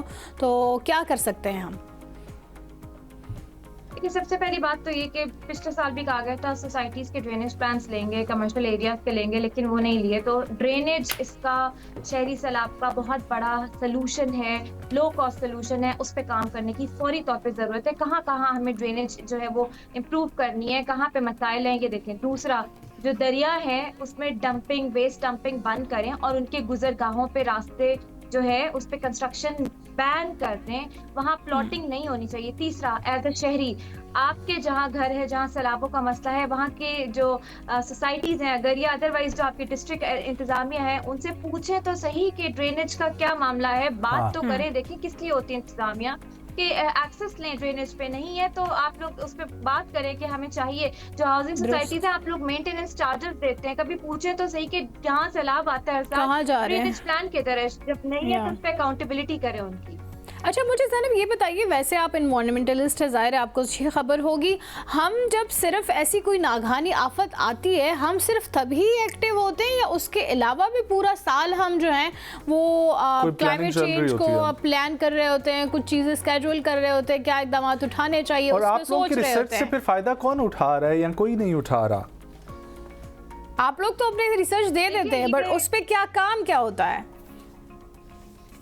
क्लाइमेट चेंज एक ऐसा सब्जेक्ट है, एक ऐसा डेवलपमेंट का हिस्सा है जिसपे ईयर राउंड प्लानिंग होनी चाहिए, जैसे हम इकोनॉमी पे प्लानिंग कर रहे होते हैं। बिल्कुल, लेकिन वो ऐसा नहीं होता, तो एडहॉकिज्म पे ही जब कुछ हो गया तो हमें रिस्पांस देना याद आ जाते हैं, कभी हम दूसरों को ब्लेम कर देते हैं, दूसरे ममालिक की वजह से अपने मसाइल हम नहीं बताते कि हमारे इश्यूज क्या है। तो ये ईयर राउंड एक्सरसाइज होती है बट नहीं हो रही। जहाँ तक बात है कि हमारी अप्रोच है रिएक्शनरी, जब डिजास्टर आ गया है तो रेस्क्यू पे फोकस करें, पेश की एंटिसिपेटरी या एडेप्टेशन पे हमारी अप्रोच नहीं है। तो जो रिसर्च हम प्रोड्यूस करते हैं, प्लान बना के दिए, कॉस्टिंग करके दी, सब कुछ बना के हम लोग दे देते हैं, प्रपोजल्स देते हैं।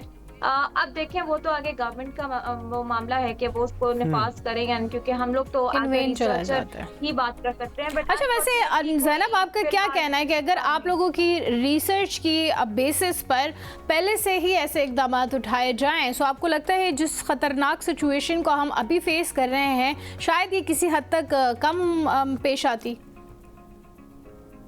बिल्कुल, एटलीस्ट अगर वो चीजों इनमें से 50% भी काम हो जाता है, जिसमें हम एग्रीकल्चर और तरजीहात की बात कर रहे हैं, शहरी सैलाबों की बात कर रहे हैं, हीट एक्शन की बात कर रहे हैं, तो आइंदा आने वाले 3-4 सालों में बहुत बेहतरी आप देख सकते हैं। Climate change is here to stay with us, हमें अडेप्ट करना है इसके लिए। तो अगर हो जाता तो काफी फायदा होता है। हमारी रिसर्च ना भी लें, जो रिसर्च ऑन ग्राउंड मौजूद है, सिटीजन साइंस मौजूद है, लोगों को सॉल्यूशंस पता है, उन्हीं से ले लें, बट एटलीस्ट लें तो सही ना, इम्प्लीमेंट तो करें। ठीक है, अब जो एक चीज़ आ गई है उससे निपटने की बहुत बहुत शुक्रिया ज़ैनब नईम हमारे साथ रहने के लिए, हमें वक्त देने के लिए। ख़वातीन और हज़रात, ये बहुत ही संगीन सूरत हाल है कि इतना रैपिडली वेदर का चेंज होना और हर साल मज़ीद इसमें इजाफा होना, इसके बारे में हुकूमतों को सोचने की ज़रूरत है, लेकिन जो हम इक़दाम उठा सकते हैं वो भी हमें लेने चाहिए और उससे अपने आप को महफूज रखना चाहिए। छोटी ही सही, उसको छोटा ना समझे, कोशिश करें जितना आपसे हो सके माहौल को साफ़ सुथरा रखने की कोशिश करें, और गंदे जो नाले हम गंदगी फेंकते हैं उसको रोकने की कोशिश करें, कोई कचरा बाहर ना फेंका करें, छोटी छोटी चीज़ें ही सही लेकिन बड़ा इससे वो पड़ता है, फ़र्क पड़ता है। छोटी सी ब्रेक लेना चाहेंगे, हेडलाइंस का वक्त हो जाता है, वापस आएंगे, कहीं मत जाइए, हमारे साथ रहें।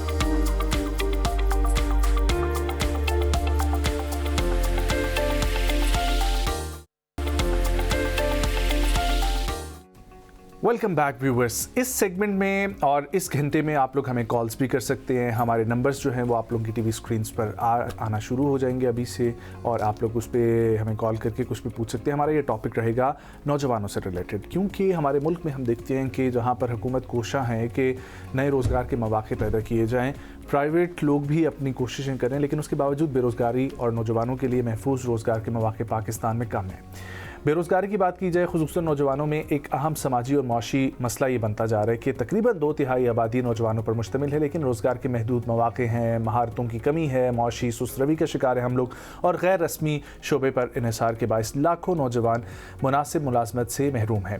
हालिया इदाद-ओ-शुमार के मुताबिक पाकिस्तान में 15 में से 24 साल की उम्र के तकरीबन 28 से 4% नौजवान ना तालीम, ना रोज़गार और ना ही किसी तरबियती प्रोग्राम से वाबस्ता हैं, जो इंसानी वसाइल के मौसर इस्तेमाल के लिए एक बड़ा चैलेंज है।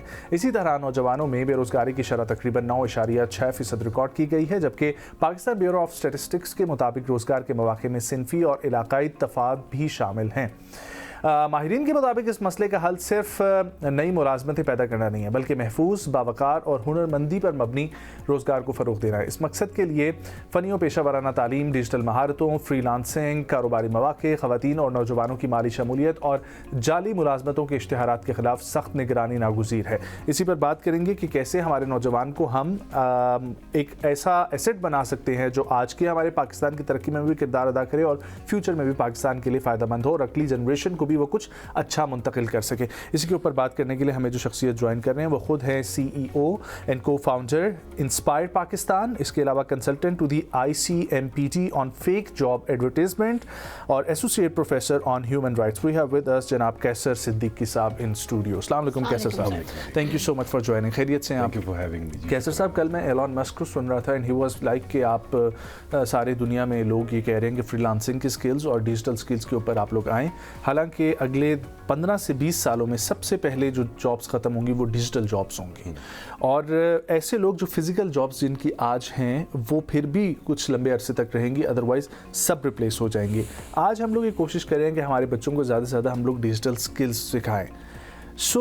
मुझे ये समझ नहीं आया कि वो एक सब सुनते हैं एलॉन मस्क को, उसके एक विजन को भी सब फॉलो करते हैं और दूसरी तरफ हम ये चीज़ देखते हैं कि डिजिटल स्किल्स ख़त्म होंगी, फिर भी हम आज ज़्यादा फोकस रखे हुए हैं डिजिटल स्किल्स के ऊपर। दोनों आपस में हमें अपनी डायरेक्शन जो है वो दुरुस्त करने की ज़रूरत है। हम लोग भटके हुए हैं या अभी तक वो चीज़ें नहीं आई जिनके ऊपर हमारे बच्चों को ट्रेन किया जा सके? प्लीज़ जी, आई थिंक दोनों एंगल से अगर आप देखें तो ये बात बड़ी इंटरेस्टिंग भी है and I think it's very important as well at the same time. Digital skills की जहाँ तक बात है तो आपने जो तमहीद बांधी वो बिल्कुल करेक्ट है। इलॉन मस्क का आपने हवाला दिया, उसका इम्पैक्ट वेस्ट में पहले आएगा और लेटेस्ट स्टेजेस में शायद यहाँ पे ज़रूर आएगा, लेकिन उसकी प्रिपेयर्डनेस हमारे एंड पे इस तरह की है कि मैं हमेशा एक चीज़ को समझता रहा हूँ कि digital skills can not replace the technical skills जो अदरवाइज होते हैं। डिजिटल स्किल्स को हर नौजवान को ये समझने की ज़रूरत है कि वो उसको एक एडेड वैल्यू, एक इजाफी, एक सेकेंडरी स्किल के तौर पे तो ज़रूर अडॉप्ट करे, लेकिन अगर वो उसको प्राइमरी स्किल बना के और टोटल फोकस उसके ऊपर रख देगा तो फिर वो मौके के ऊपर रह जाएगा। हम इसको कुछ यूँ समझेंगे जिस तरह आजकल फास्ट फॉरवर्ड फैशन आ गया है, उसी तरीके से ये फास्ट फॉरवर्ड स्किल्स हैं जो आपको वक्त के साथ साथ बदलती रहती है। एब्सोल्युटली। देखें, फॉर एग्जांपल डिजिटल स्किल्स की हम बात करते हैं, फोटोशॉप एक सूट है जो कि फोटोग्राफी, फोटो एडिटिंग और उसमें काफ़ी महारत, आप उसमें बहुत ज़्यादा टाइम इन्वेस्ट करते हैं। अब अगर आपने खाली उस पर फोकस करके अपने स्टूडियो को सेटअप किया या आपने अपने कारोबार को उस चीज़ के ऊपर किया तो अगले 2 से 3 सालों में उसके नए वर्जन्स भी आएंगे और कुछ ऐसे सॉफ्टवेयर भी इंट्रोड्यूस होंगे कि फोटोशॉप जो है अपनी ओरिजिनल फॉर्म में वो ऑब्सोलीट होने के करीब हो जाएगा। पास्ट में हमने ऐसे ट्रेंड्स देखे हैं। तो you need to upgrade, you need to move on. वो फास्ट ट्रैकिंग वाली चीज़ तो चलती है डिजिटल दुनिया में ख़ास तौर पे, लेकिन उसके साथ साथ ये समझने की ज़रूरत है कि जो बुनियादी तालीम, क्वालिफिकेशन, स्किल सेट जो है आपका है टेक्निकल स्किल्स का, प्राइमरी आप अपने जहन में उसी को रखेंगे और उसके ऊपर बिल्ड करते हुए सेकेंडरी लेवल के ऊपर आप डिजिटल स्किल्स को अडॉप्ट करें तो आपका फ्यूचर जो है वो महफूज रहे। जैसा कि आजकल पाकिस्तानी नौजवान को हमें किस स्किल की तरफ लगाने की ज़रूरत है? मार्केट डिमांड क्या है? देखें, डिपेंड करता है।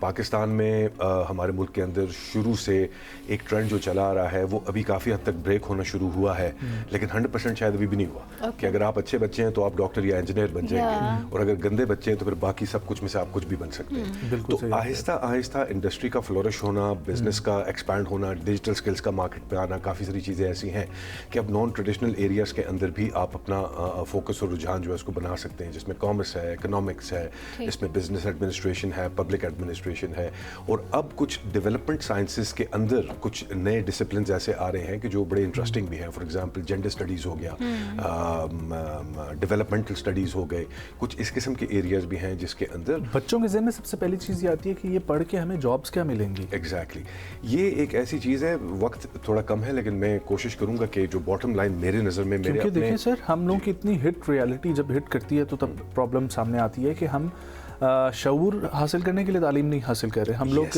कमाने के लिए तालीम हासिल कर रहे हैं। और मेरा ख्याल है कि इसमें कुछ गलत राय नहीं है। हमारे बच्चों को आप देखें तो सही, उसके ऊपर जिम्मेदारी है सारे घर की, वो क्या करे। वो शऊर के लिए अगर सिर्फ पढ़े और कुछ ऐसी चीज़ पढ़ ले मार्केट में डिमांड ही ना हो, फ़ायदा ना है। देखिए, इन लाइन तो रखना पड़ता है अपने आप को, एक तरफ ये होता है और एक और अलमिया ये भी है। ठीक है, हमारे साथ कॉलर हैं, हम वो पहले ले लें। कराची से हमारे साथ वजी मलिक। अस्सलाम वालेकुम वजी, कैसे हैं आप? क्या पूछना चाहेंगे, क्या बताना चाहेंगे? जी वालेकुम अस्सलाम सर, कैसे हैं आप? ठीक है सर, मेरा क्वेश्चन ये है जी। हेलो, शायद हमारी कॉल जी आवाज़ आ रही है आपको? हमें आवाज़ नहीं आ रही। आवाज़ आ रही है आपको?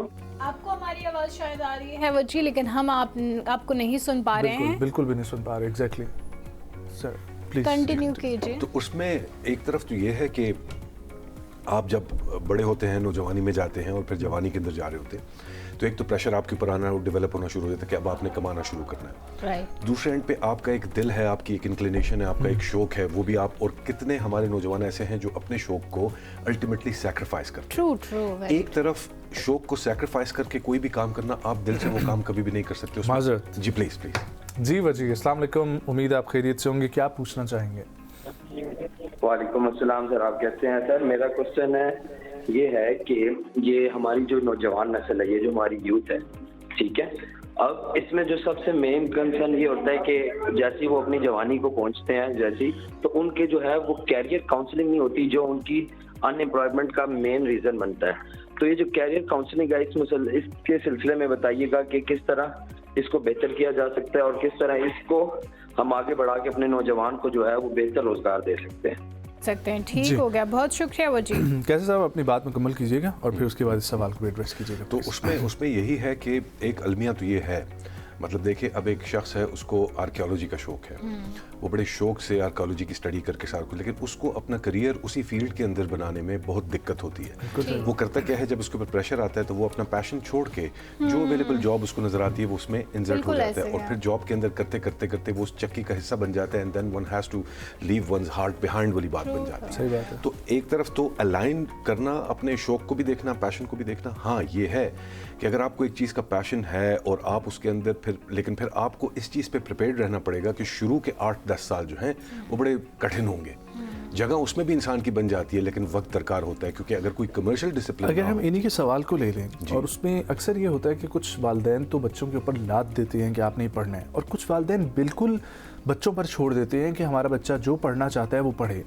अब इन दोनों एक्सट्रीम्स में कहीं पर भी करियर काउंसलिंग नहीं आ रही जी।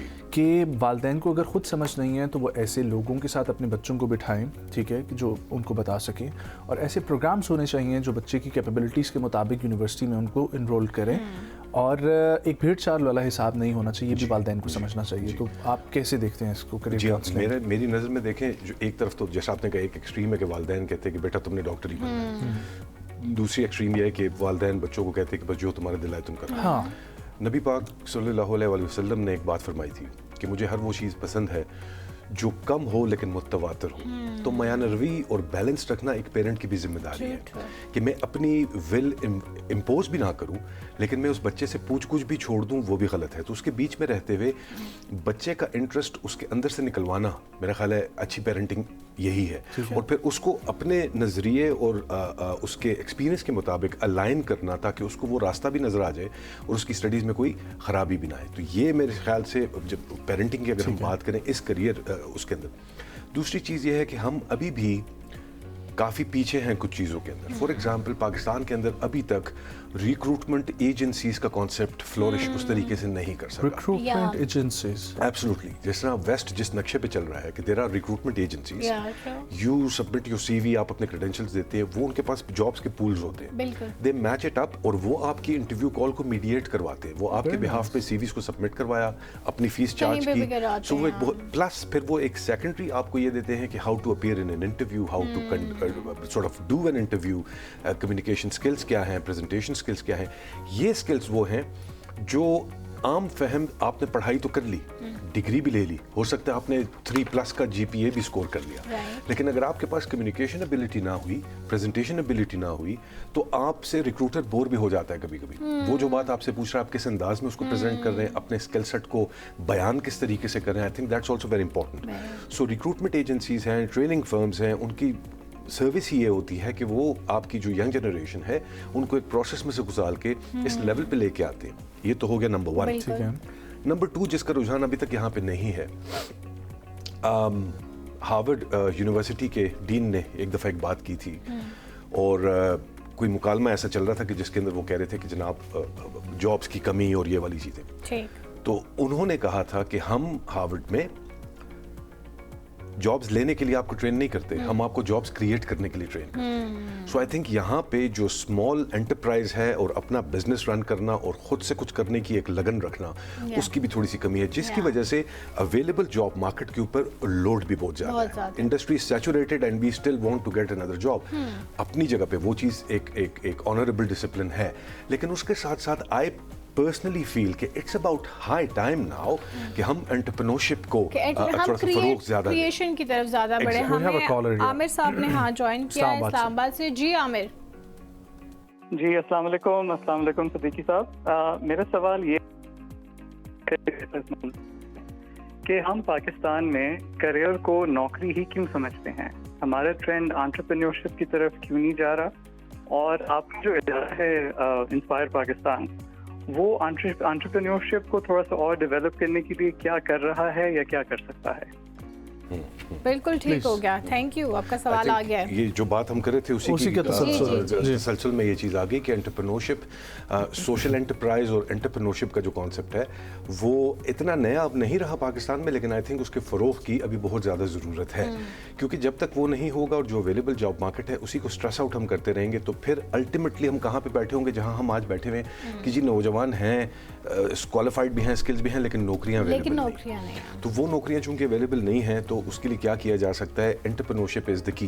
इंस्पायर पाकिस्तान इस कॉन्टेक्स्ट में यही कर रहा है कि यूथ एम्पावरमेंट का जो एक सॉर्ट ऑफ एक एम्बलम हम लेके चलते हैं, उसके अंदर we try to engage youth with us, और जिस हद तक पॉसिबल हमने डिजिटल स्किल्स ट्रेनिंग्स के भी कुछ प्रोजेक्ट डिलीवर किए थे इन द पास्ट, जिसके अंदर जो हमने एक मार्केट सर्वे करवाया जो डिजिटल स्किल्स सबसे ज़्यादा अहम थे उनके ऊपर हमने स्टूडेंट सेलेक्ट किए और उनको डिजिटल स्किल्स की फराहमी, प्लस हमारे जितने भी part and parcel education related जो प्रोग्रामिंग है उसके अंदर एंटरप्रेन्योरशिप की आगाही को हमने पार्ट एंड पार्सल बनाया। ठीक है, तो चाहे वो हमारा कोई स्कॉलरशिप प्रोग्राम है या हमारा कोई स्कूल्स के अंदर कोई इंटरवेंशन चलती है तो हम एंटरप्रेन्योरशिप को साथ साथ लेके चलते हैं।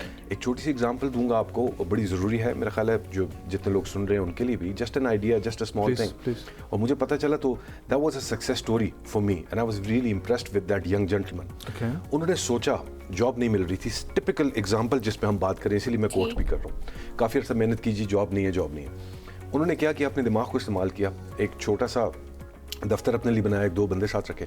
अब शुरू के 2-3 साल 5 साल उनको ना कोई प्रॉफिट हो रहा है ना कुछ हो रहा है, लेकिन he kept on doing it. उन्होंने क्या किया कि उन्होंने बहुत सारी मुख्तलिफ इंडस्ट्रीज के प्रोफाइल्स लेना शुरू कर दिए। वो ले लिए एक तरफ, दूसरी तरफ उसने उसको स्टडी किया कि इनको किस किस्म के जो टेंडर्स हैं उनकी ज़रूरत होती है, किस किस्म की चीज़।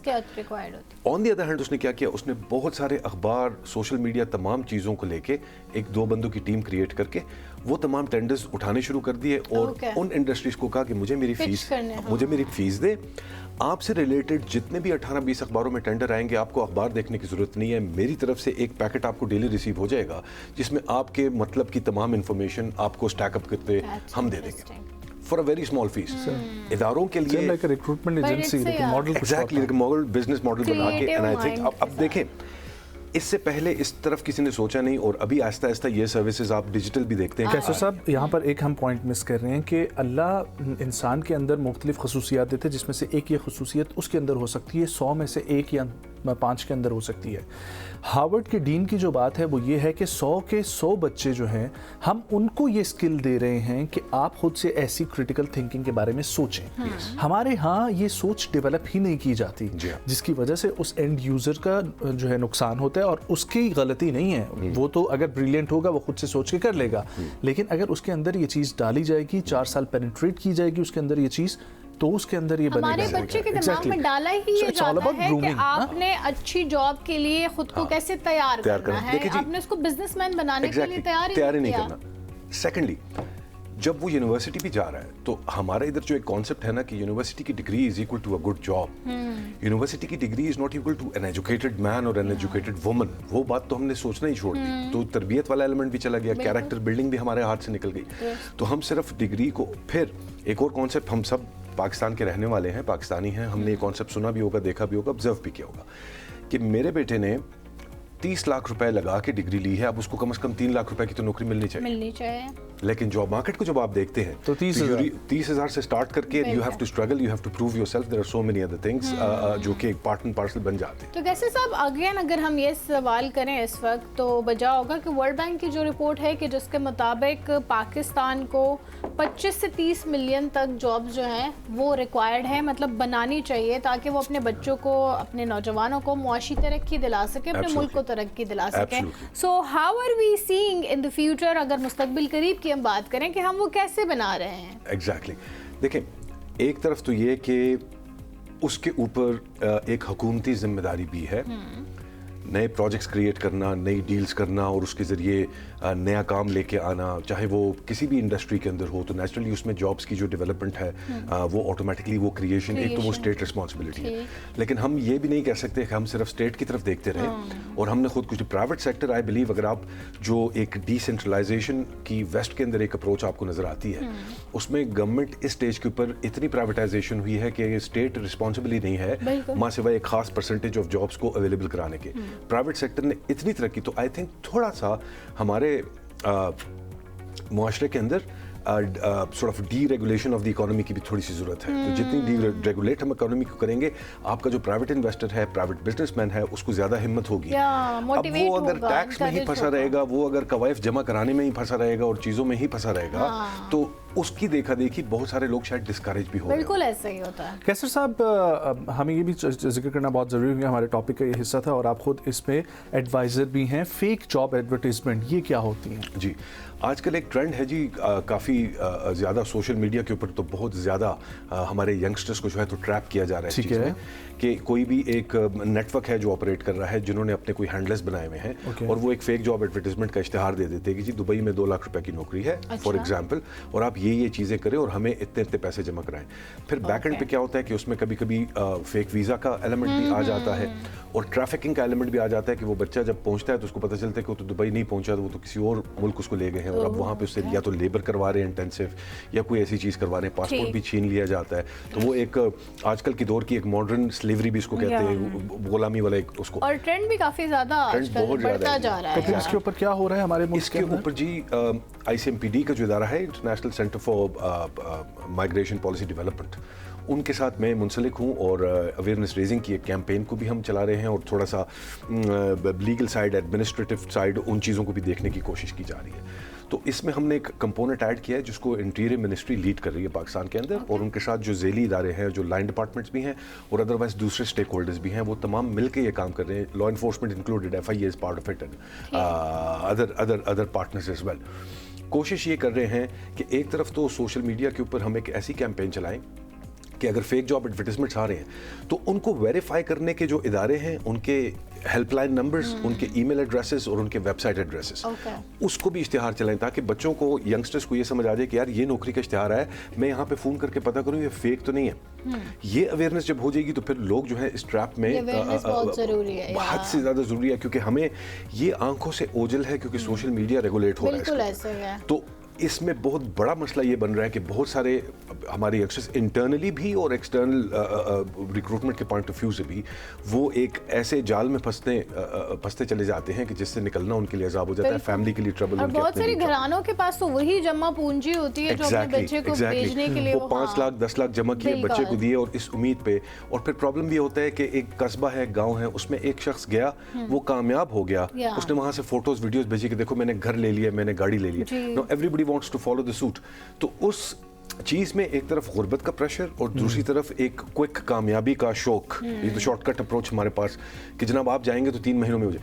तो उसके अंदर बहुत सारे लोगों को लूटा भी जा रहा है, फाइनेंशियली भी और इमोशनली, साइकोलॉजिकली। में अवेयरनेस बहुत जरूरी है क्योंकि बहुत सारे लोगों को इस बारे में नहीं पता होता कि अगर एक जॉब की एडवर्टाइजमेंट उन्होंने देख ली है तो वो उसकी ऑथेंटिकेशन कैसे चेक करेंगे। और इस फोरम के जरिए I can tell you that the ministry of interior is very serious about it, और उनके साथ जितने हमारे साइबर क्राइम का जो इदारा है फॉर एग्जांपल, या हमारे दूसरे जो स्टेक होल्डर्स हैं, तो everybody has now teamed up under the platform of ICMPD and everybody is trying our best now. इंशाल्लाह आने वाले वक्त में एक मैसिव अवेयरनेस होनी चाहिए। Well, thank you so much Kaiser Siddiqui साहब फॉर ज्वाइनिंग अस। बहुत अच्छा लगा आपसे बात करके। हम होप कि हमारी जो डिस्कशन है उसके कुछ फ्रूटफुल जो है आउटकम्स भी निकलें, और जो हम जिक्र करते हैं कि रियलिस्टिक अप्रोच के साथ हमें चलने की बहुत ज़्यादा ज़रूरत है, और वो रियलिस्टिक अप्रोच हमारे हर घर में पैदा होने की ज़रूरत है, तभी हर घर का मसला जो है वो हल होगा। बहुत शुक्रिया आपकी आमद का। Thank you so much. एक वक्फा शामिल करते हैं, वापस आएंगे, तालीमी निज़ाम के ऊपर बात करेंगे। एक छोटा सा ब्रेक, हमारे साथ रहिए।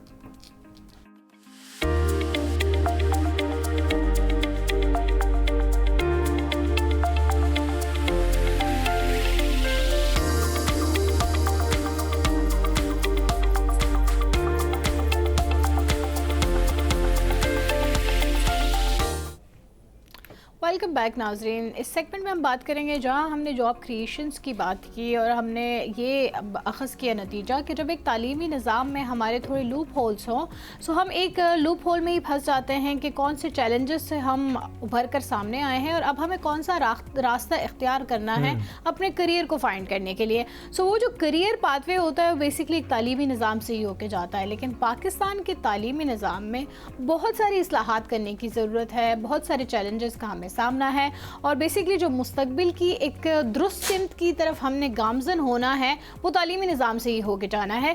लेकिन तालीमी निज़ाम इट्सेल्फ एक बहुत बड़ा चैलेंज है कि उसमें कौन सी इस्लाहात की ज़रूरत है। आज हम एक बहुत ही तजुर्बाकार तालीमी मुंतज़िम है, एजुकेशन लीडर हैं, उनसे बात करना चाहेंगे और उनसे स्कूल एडमिनिस्ट्रेशन, तालीमी क़यादत, इदारा जाती तरक्की और मल्टी साल से 15 कैंपस मैनेजमेंट का जायद का जो उनका तजुर्बा है उनके तजुर्बे से हम ये जानना चाहेंगे कि हमारे पाकिस्तान के तालीमी निज़ाम में कौन कौन से ऐसे लूप होल्स हैं जिन पर काम करने की ज़रूरत है ताकि हम अपने फ्यूचर को एक बेहतर जो है वो बच्चे दे सकें, बेहतर नौजवान दे सके, बेहतर तालीम दे सके ताकि वही जो हम पहले बात कर रहे थे उसी का ये तसलसल है। ठीक है, हमारे साथ मौजूद हैं एजुकेशन लीडर हैं शाहिद इकबाल साहब। अस्सलाम वालेकुम शाहिद। जी वालेकुम अस्सलाम। Thank you for joining us in the studio. Thank you so much G M News का, आप लोगों का कि आपने यहाँ पे एक बड़े अच्छे टॉपिक पे बात करने के लिए बुलाया। आप आए, आपका बहुत शुक्रिया। मुझे सबसे पहले तो ये बताइएगा कि ये ब्रिटिश स्कूल ऑफ ऑक्सफोर्ड जो है वो आप इस वक्त उसको देख रहे हैं, ज़रा उसके हवाले से हमें थोड़ा बहुत अपडेट कीजिएगा कि आप लोग किस तालीमी निज़ाम के ऊपर काम कर रहे हैं। जी ब्रिटिश स्कूल ऑफ ऑक्सफोर्ड में मैं एज ए रीजनल एडमिनिस्ट्रेटर काम कर रहा हूँ और ब्रिटिश स्कूल ऑफ ऑक्सफोर्ड के जो CEO हैं डॉक्टर जाहिद इकबाल हैं और उन्होंने ये एक ख्वाब देखा था कि मैंने अपने पाकिस्तान में एक ऐसा सिस्टम लॉन्च करना है और ये UK बेस्ड सिस्टम है और ये वहाँ से ड्राइव किया गया है पाकिस्तान के लिए स्पेशली।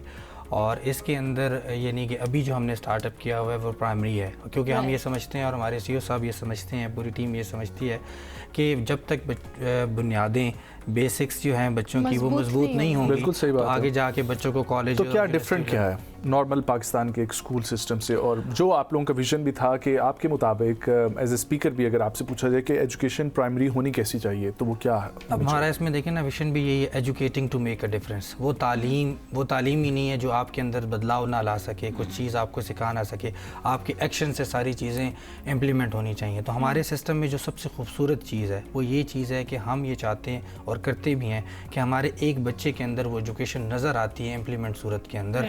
हमारे जो स्टाफ मेंबर्स हैं, फैकल्टी है सारी, उनके अंदर ये नज़र आती है कि एजुकेशन वाकई वो एजुकेशन लर्न कर रहे हैं और हम अपने यानी एक ये अलमिया भी है हमारा, ये हमारा मिशन भी है कि जो भी लेटेस्ट चीज़ आती है पाकिस्तान के अंदर आती है तो वो हम उसको अडॉप्ट करते हैं ताकि वो उसका हिस्सा बन जाए। तो आप कैसे अपने स्कूलिंग को, अपनी जो एजुकेशन सिस्टम आप लोगों ने मुतारिफ़ कराया उसको कैसे आप इंटरनेशनल मयार के मुताबिक देखते हैं? देखिए इंशाल्लाह ये तो जो भी चीज़ स्टार्ट करता है उसके अंदर उसका विजन होता है कि मैंने इस तरफ जाना चाहिए। मैं इसी चीज़ को एक चीज़ के साथ लिंक करूँगा कि हमारी इस टाइम जितनी भी लेटेस्ट चीज़ें हैं, स्टीम, रोबोटिक्स और वेबसाइट के ऊपर भी सारी चीज़ें अगर कोई देखना चाहे तो वहाँ पे सारी चीज़ें मेंशन है और हमने इसी चीज़ को तालीमी नीड को देखते हुए, एजुकेशन देखते हुए अभी हम रिसेंटली इंशाल्लाह ये वर्चुअल स्कूल भी लॉन्च कर रहे हैं कि जिस तरीके से भी जो हमारी रूटीन स्टार्ट हो चुकी है वेकेशंस की और इस तरह की बच्चों को छुट्टियां मिल जाती हैं या कोई भी प्रॉब्लम आ जाती है, कोई डिजीज़ आ जाती है, उस सारी चीज़ों को मद्देनज़र रखते हुए हमने BSO इंटरनेशनल वर्चुअल स्कूल का भी जो है ना वो क़याम कर लिया है कि इन फ्यूचर में विद इन अ मंथ। ठीक है, हम लोग देखते हैं शायद साहब कि सरकारी निज़ाम तालीम और प्राइवेट में बहुत फ़र्क है, जो कि ओवरऑल वर्ल्ड वाइड भी ये फ़र्क महसूस किया जाता है कि सरकारी सिस्टम और प्राइवेट में फ़र्क होता है, लेकिन इसको कम तो कर सकते हैं ना हम? जी बिल्कुल। वो कम करने के लिए आई एम श्योर आप लोगों का स्कूल तो एक प्राइवेट बिजनेस भी आप लोग रन कर रहे हैं, वो आप लोगों का फोकस है, उसमें आप लोग कामयाब हों, लेकिन आप लोगों की तरफ से तजवीज़ क्या होगी हुकूमत को कि क्या सिस्टम बनाना चाहिए गवर्नमेंट स्कूल का कि वो बच्चों की जो मजबूत बुनियादों की आप बात कर रहे हैं वो सबका हक है, वो हक कैसे उन तक पहुँचाया जा सकता है? किन किन चीज़ों को अडॉप्ट आप लोगों ने किया है जो आम स्कूलों में नहीं है, एटलीस्ट उधर से स्टार्ट लेने की ज़रूरत है, स्कूल्स के अंदर होनी चाहिए? देखिए बड़ी प्यारी बात की है। देखिए इस मुल्क के हर बच्चे का ये बुनियादी हक है, बच्ची का कि वो एक तालीम हासिल कर सके और ये मयारी तालीम हासिल कर सके। और ये चीज़ ऐसी है कि गवर्नमेंट लेवल पे ये हुकूमत का काम होता है कि वो हर डोर स्टेप पे जाके जो एजुकेशन जो है ना वो इंश्योर करे कि तमाम बच्चों को मिल रही है। और इसमें हमारे पेरेंट्स का भी बड़ा इंपॉर्टेंट रोल होना चाहिए। हम ये नहीं चाहते, कहते जी वसाइल नहीं है या वट एवर, कोई भी हमारे इश्यूज़ आते हैं, हमारे पास नज़दीक स्कूल नहीं है, नज़दीक स्कूल के लिए वो अपील तो करें, कहीं पे अपने किसी सियासी अप्रोच पे जाएं या अपनी किसी नेबर पे चले जाएं या किसी स्कूल वाले से बात कर लें। गवर्नमेंट अपने स्कूल से, अभी लेटेस्ट आप लोग सुन भी रहे होंगे कि उन्होंने अपने कुछ स्कूल्स, ये नवाज शरीफ स्कूल्स के हवाले से कुछ हर तहसील में स्कूल्स बनाने की कोशिश भी की, दानिश स्कूल्स भी ऑलरेडी हैं, लेकिन अभी भी ये तहसील लेवल पे हैं। एक तहसील बहुत बड़ी तहसील होती है, कस्बे में लोग वहाँ पर अपने गांव से, विलेजेस से वहाँ पे उस पोजीशन पे पहुँच नहीं पाते हैं। तो मैं बेहतर बनाने के लिए सजेशन ये करूँगा कि जो भी तालीमी निज़ाम हो, चाहे वो गवर्नमेंट लेवल पे हो, चाहे वो प्राइवेट सेक्टर में हो, उसका जो फॉलो अप है वो होना बहुत ज़रूरी है। चेक एंड बैलेंस होना बहुत ज़रूरी है। और इस काम को आपने बात की ना कि ये बिज़नेस भी है, प्राइवेट लोग उसको बड़े अच्छे तरीके से लेके भी चल रहे हैं और देख के भी चल रहे हैं, लेकिन जो इस काम को एज ए मिशन लेके चलता है कि मैंने अपने बिज़नेस तो लेना है लेकिन मैंने अपने बच्चों को इस पोजीशन पे पहुंचाना है कि एजुकेट करना है, तो इंशाल्लाह आप देखिएगा उस पैशन से जो है ना वो हमारे बच्चे काफ़ी आगे जा सकते हैं। ठीक। अच्छा, मुझे ये बताएं, जो हमारे प्राइवेट स्कूलों के बारे में हम सिर्फ हमारा ख्याल नहीं है, किसी हद तक ये बहुत रियलिटी भी है कि सरकार, जो प्राइवेट स्कूल्स हैं वो बच्चों की तालीम से ज़्यादा अपनी बेसिकली एक फाइनेंशियल बेनिफिशियल के लिए वो स्कूल्स चलाते हैं और अपना फ़ायदा देखते हैं। उसको किस नज़र से देखते हैं? बहुत सारे ऐसे प्राइवेट स्कूल्स खोले गए हैं जो घरों की हद तक खोले गए हैं, ठीक है, और वहाँ बस बच्चों से सिर्फ पैसे लिए जाते हैं, स्टेशनरी भी वो खुद प्रोवाइड करते हैं, पेंसिल पेन्स भी वो खुद करते हैं, यूनिफॉर्म भी खुद करते हैं, सिर्फ और सिर्फ इसलिए ताकि वो एक जो उनका जो आमदनी का ज़रिया है बस उसको मुस्तकिल बनाया जा सके। जी जी, बहुत अच्छा क्वेश्चन है। हमेशा काफ़ी अक्सर बात भी होती है और सोशल मीडिया पे प्राइवेट स्कूल्स के होती हैं। देखें, ये कोई भी बिज़नेस ले लें या कोई भी ऐसा काम ले लें ना, तो उसमें कुछ लोग ऐसे होते हैं। मैंने आपको हमेशा अभी भी ये बात, इससे पहले भी ये मैंने शेयर की है और मैं आपके तवज्जुह से यहाँ पे सबसे शेयर भी करूँगा कि जो लोग पैशन के साथ एजुकेशन को एजुकेशन समझते हैं, देखें जो एजुकेशन एक ऐसी चीज़ है कि ये सर्विस है बेसिकली, और ये जो फीसेस के हवाले से बात होती है या इस तरह की चीज़ें हवाले से बात होती है, लोग ज़रिया आमदनी जी हाँ बनाते हैं, तो उसमें जो आपको बेहतर सर्विस देता है वो उस हिसाब से चार्ज करता है। यानी कि आप इस जगह पर आके ना, मतलब आप एज एजुकेशन दे के या आप स्कूल वाला हो के इस जगह पे आके बैठ के भी कभी सोचें कि यार अगर हम ये भी चाहते हैं जी स्कूल में पंखा भी होना चाहिए, उसके बाद AC भी होना चाहिए, उसके बाद जो है वो एनवायरनमेंट भी इतना नीट एंड क्लीन होना चाहिए। मैं अपने दिल का टुकड़ा एक स्कूल के हवाले कर रहा हूँ, तो वो सारा एनवायरनमेंट होना चाहिए। जब हम उस एनवायरनमेंट के मुताबिक उसको चीज़ देते हैं तो डेफिनेटली आप उसकी जो बजट है या उसके मुताबिक उस चीज़ों को भी मद्देनज़र रखें, आपने वो पे करना है। लेकिन ये आप ज़रूर देख लें, एज ए पेरेंट आप उसको देख लें, आप उसको टेस्ट फेड में भी डाल के देख सकते हैं, एक 6 मंथ के टाइम पीरियड पे भी देख सकते हैं कि जी मैंने उसको डाला है, मेरा क्या फॉलोअप है। बात फिर फॉलोअप पे आएगी। पेरेंट का काम भी है कि वो फॉलोअप ज़रूर लेता रहे, देखता रहे कि वो लोग क्या करवा रहे हैं। को ये समझना चाहिए कि हम बच्चे को जो पढ़ा रहे हैं तो एक दफ़ा खुद पढ़ रहे हैं, ये वाली बात तो बिल्कुल सही बात है। के साथ साथ अगर एक बच्चे की शेप अप होने की हम बात करें, उसके ग्रोथ की बात करें, उसमें कॉन्फिडेंस किस हद तक आता है एक तालीमी निज़ाम से, उसके बारे में आप क्या कहेंगे? सिर्फ अगर एक बच्चा पढ़ाई में अच्छा है लेकिन उसका कॉन्फिडेंस लेवल, स्ट्रीट स्मार्टनेस नहीं है उसके अंदर, तो ये ऐसे बहुत सारे बच्चों के अंदर ये प्रॉब्लम होती है जिनको हम ग्रेड से जज कर रहे होते हैं लेकिन ओवरऑल उनकी परफॉर्मेंस बहुत lack what do you have to say about that? क्योंकि बहुत सारे बच्चे आजकल इस चीज़ के शिकार हैं। मैं ये बात करता हूँ, इससे पहले जितने भी मतलब हमारे माइंड में भी था, इवन के पेरेंट्स के माइंड में भी है जी आपने बोर्ड टॉप करना है, आपने 90 स्कोरिंग करनी है, ये कॉन्सेप्ट छोड़ दें बिल्कुल। आप अगर देख लें कितने ऐसे गोल्ड मेडलिस्ट हैं, शायद मुझे तो नहीं याद कि कौन है कि किसी मकाम पे, किसी जगह पे, किसी पोजीशन पे वो पहुंचा हो, लेकिन आप किसी को भी देख लें, मीडियोकर लोग हैं, अच्छे बिजनेसमैन बने हुए हैं, अच्छे एजुकेशनिस्ट हैं, अच्छे ड्रॉप आउट हैं, school universities drop out, not here only, वहां पे देख लें, the presidents of the nations they are drop outs. बिल्कुल। तो आप सिर्फ इस चीज़ से दिखा लें कि उनका क्या था, कॉन्फिडेंस था, स्किल्ड थे। हम चाहते भी यही हैं, हमारा निज़ाम भी ऐसा होना चाहिए गवर्नमेंट लेवल पे, प्राइवेट लेवल पे, कि स्किल्ड बेस्ड एजुकेशन जो है वो होनी चाहिए। ठीक, उसके लिए हमारे पास असातिज़ा भी ऐसे होने चाहिए। जी बिल्कुल। Trained असातिज़ा होने की चाहिए, तरबियत के well-trained हवाले से होने जो चाहिए। प्रोग्राम्स हैं उनमें आप क्या समझते हैं कि अब ज़रूरत वक्त के मुताबिक AI लर्निंग, ठीक है, और ये सब चीज़ें, कम्युनिकेशन स्किल्स, बच्चों को हैंडलिंग का रवैया, फिर करियर काउंसलिंग में बच्चों के अंदर वो इंटरकेट करना कि ये बच्चा कहाँ तक जा सकता है, ये सब चीज़ें असातिज़ा की ट्रेनिंग में शामिल होनी चाहिए। जी, होनी और चाहिए। मेरा ख्याल है कि अभी नहीं है। बिल्कुल नहीं है। आजकल वैसे असातिज़ा की आपको क्या लगता है कि जो भी असातिज़ा बनते हैं उन सबकी ट्रेनिंग्स होती भी हैं कि नहीं? नहीं होती। या अगर ऑनेस्टली देखा जाए तो नहीं होती। सबसे मेन अलमिया तो यही है। हाँ। मैं देखें, जो डिलीवर करने वाले लोग हैं, अगर उनके अंदर, मैं सबकी बात नहीं कर रहा, शहरों के लेवल पे, शहरों की हद तक जहाँ पे ये फैसिलिटीज़ अवेलेबल है, एजुकेशन सेंटर्स ऐसे मौजूद हैं जहाँ पे उनको फैसिलिटी ये प्रोवाइड है कि वो ले सकते हैं। इसमें दो चीज़ें हैं। एक तो ये चीज़ ये होनी चाहिए कि गवर्नमेंट लेवल पे ऐसे एजुकेशन एक्सपोज, फ्री कॉन्फ्रेंसेस और ऐसी ट्रेनिंग्स होनी चाहिए जिसमें पब्लिक और यानी प्राइवेट सेक्टर दोनों उसका हिस्सा बने और लोग उससे एजुकेट हों। ठीक है, ये होना चाहिए और ये हर तहसील लेवल तक होना चाहिए। देखें, ऑलरेडी डिस्ट्रिक्ट लेवल पे, तहसील लेवल पे गवर्नमेंट्स के अपने स्कूल्स और उनके जो रिप्रेजेंटेटिव्स हैं वो लोग मौजूद हैं। अपने एंड पे वो जो कुछ करना चाहते हैं मिलके वो कर रहे हैं। लेकिन इस पे एक इंस्टीट्यूशन पे क्या जिम्मेदारी आती है कि वो जो लोग हायर कर रहे हैं, ठीक है, वो उनकी पहले वो खुद ही अपनी तसल्ली कर लें कि आया वो इस काबिल हैं कि वो बच्चे को उस तरह से पढ़ा लिखा सके, क्योंकि हमारे मुल्क के फ्यूचर की बात ये होती देखिए है ना, मैं यही कह रहा हूँ कि वो, ये मैंने ऊपर से बात इसलिए स्टार्ट की ना कि जब आप, मैं एक एग्जांपल ऐसे बात करता हूँ कि एक तहसील में स्कूल है जहाँ पे वो शहर से भी थोड़ा दूर है और वहाँ पे आपके पास जो जितनी भी फैकल्टी है, लोग हैं, मिल रहे हैं, वो बच्चियों ने, आप देखें आजकल ग्रेजुएट हैं, मास्टर्स हैं, उन्होंने प्राइवेट किया हुआ है, लेकिन उन्हें कोई ऐसे प्लेटफॉर्म नहीं दिए गए जहाँ पे वो स्किल्ड हो सकें, जहाँ पे वो अपनी प्रैक्टिसेस कर सकें, देख सकें, सारी चीज़ों, नई टेक्नोलॉजी सीख सकें। शायद साहब, as a regional administrator of British school system, जी, आपने ऐसे कौन से इकदाम उठाए हैं जिनसे फ़र्क पड़ा मस्बत अपने तब्दीली आई स्कूल है? में? इसके अंदर जो सबसे जो इम्पोर्टेंट चीज़ है, हमने एक सबसे पहले फॉलोअप को अपने मद्देनज़र रखा है।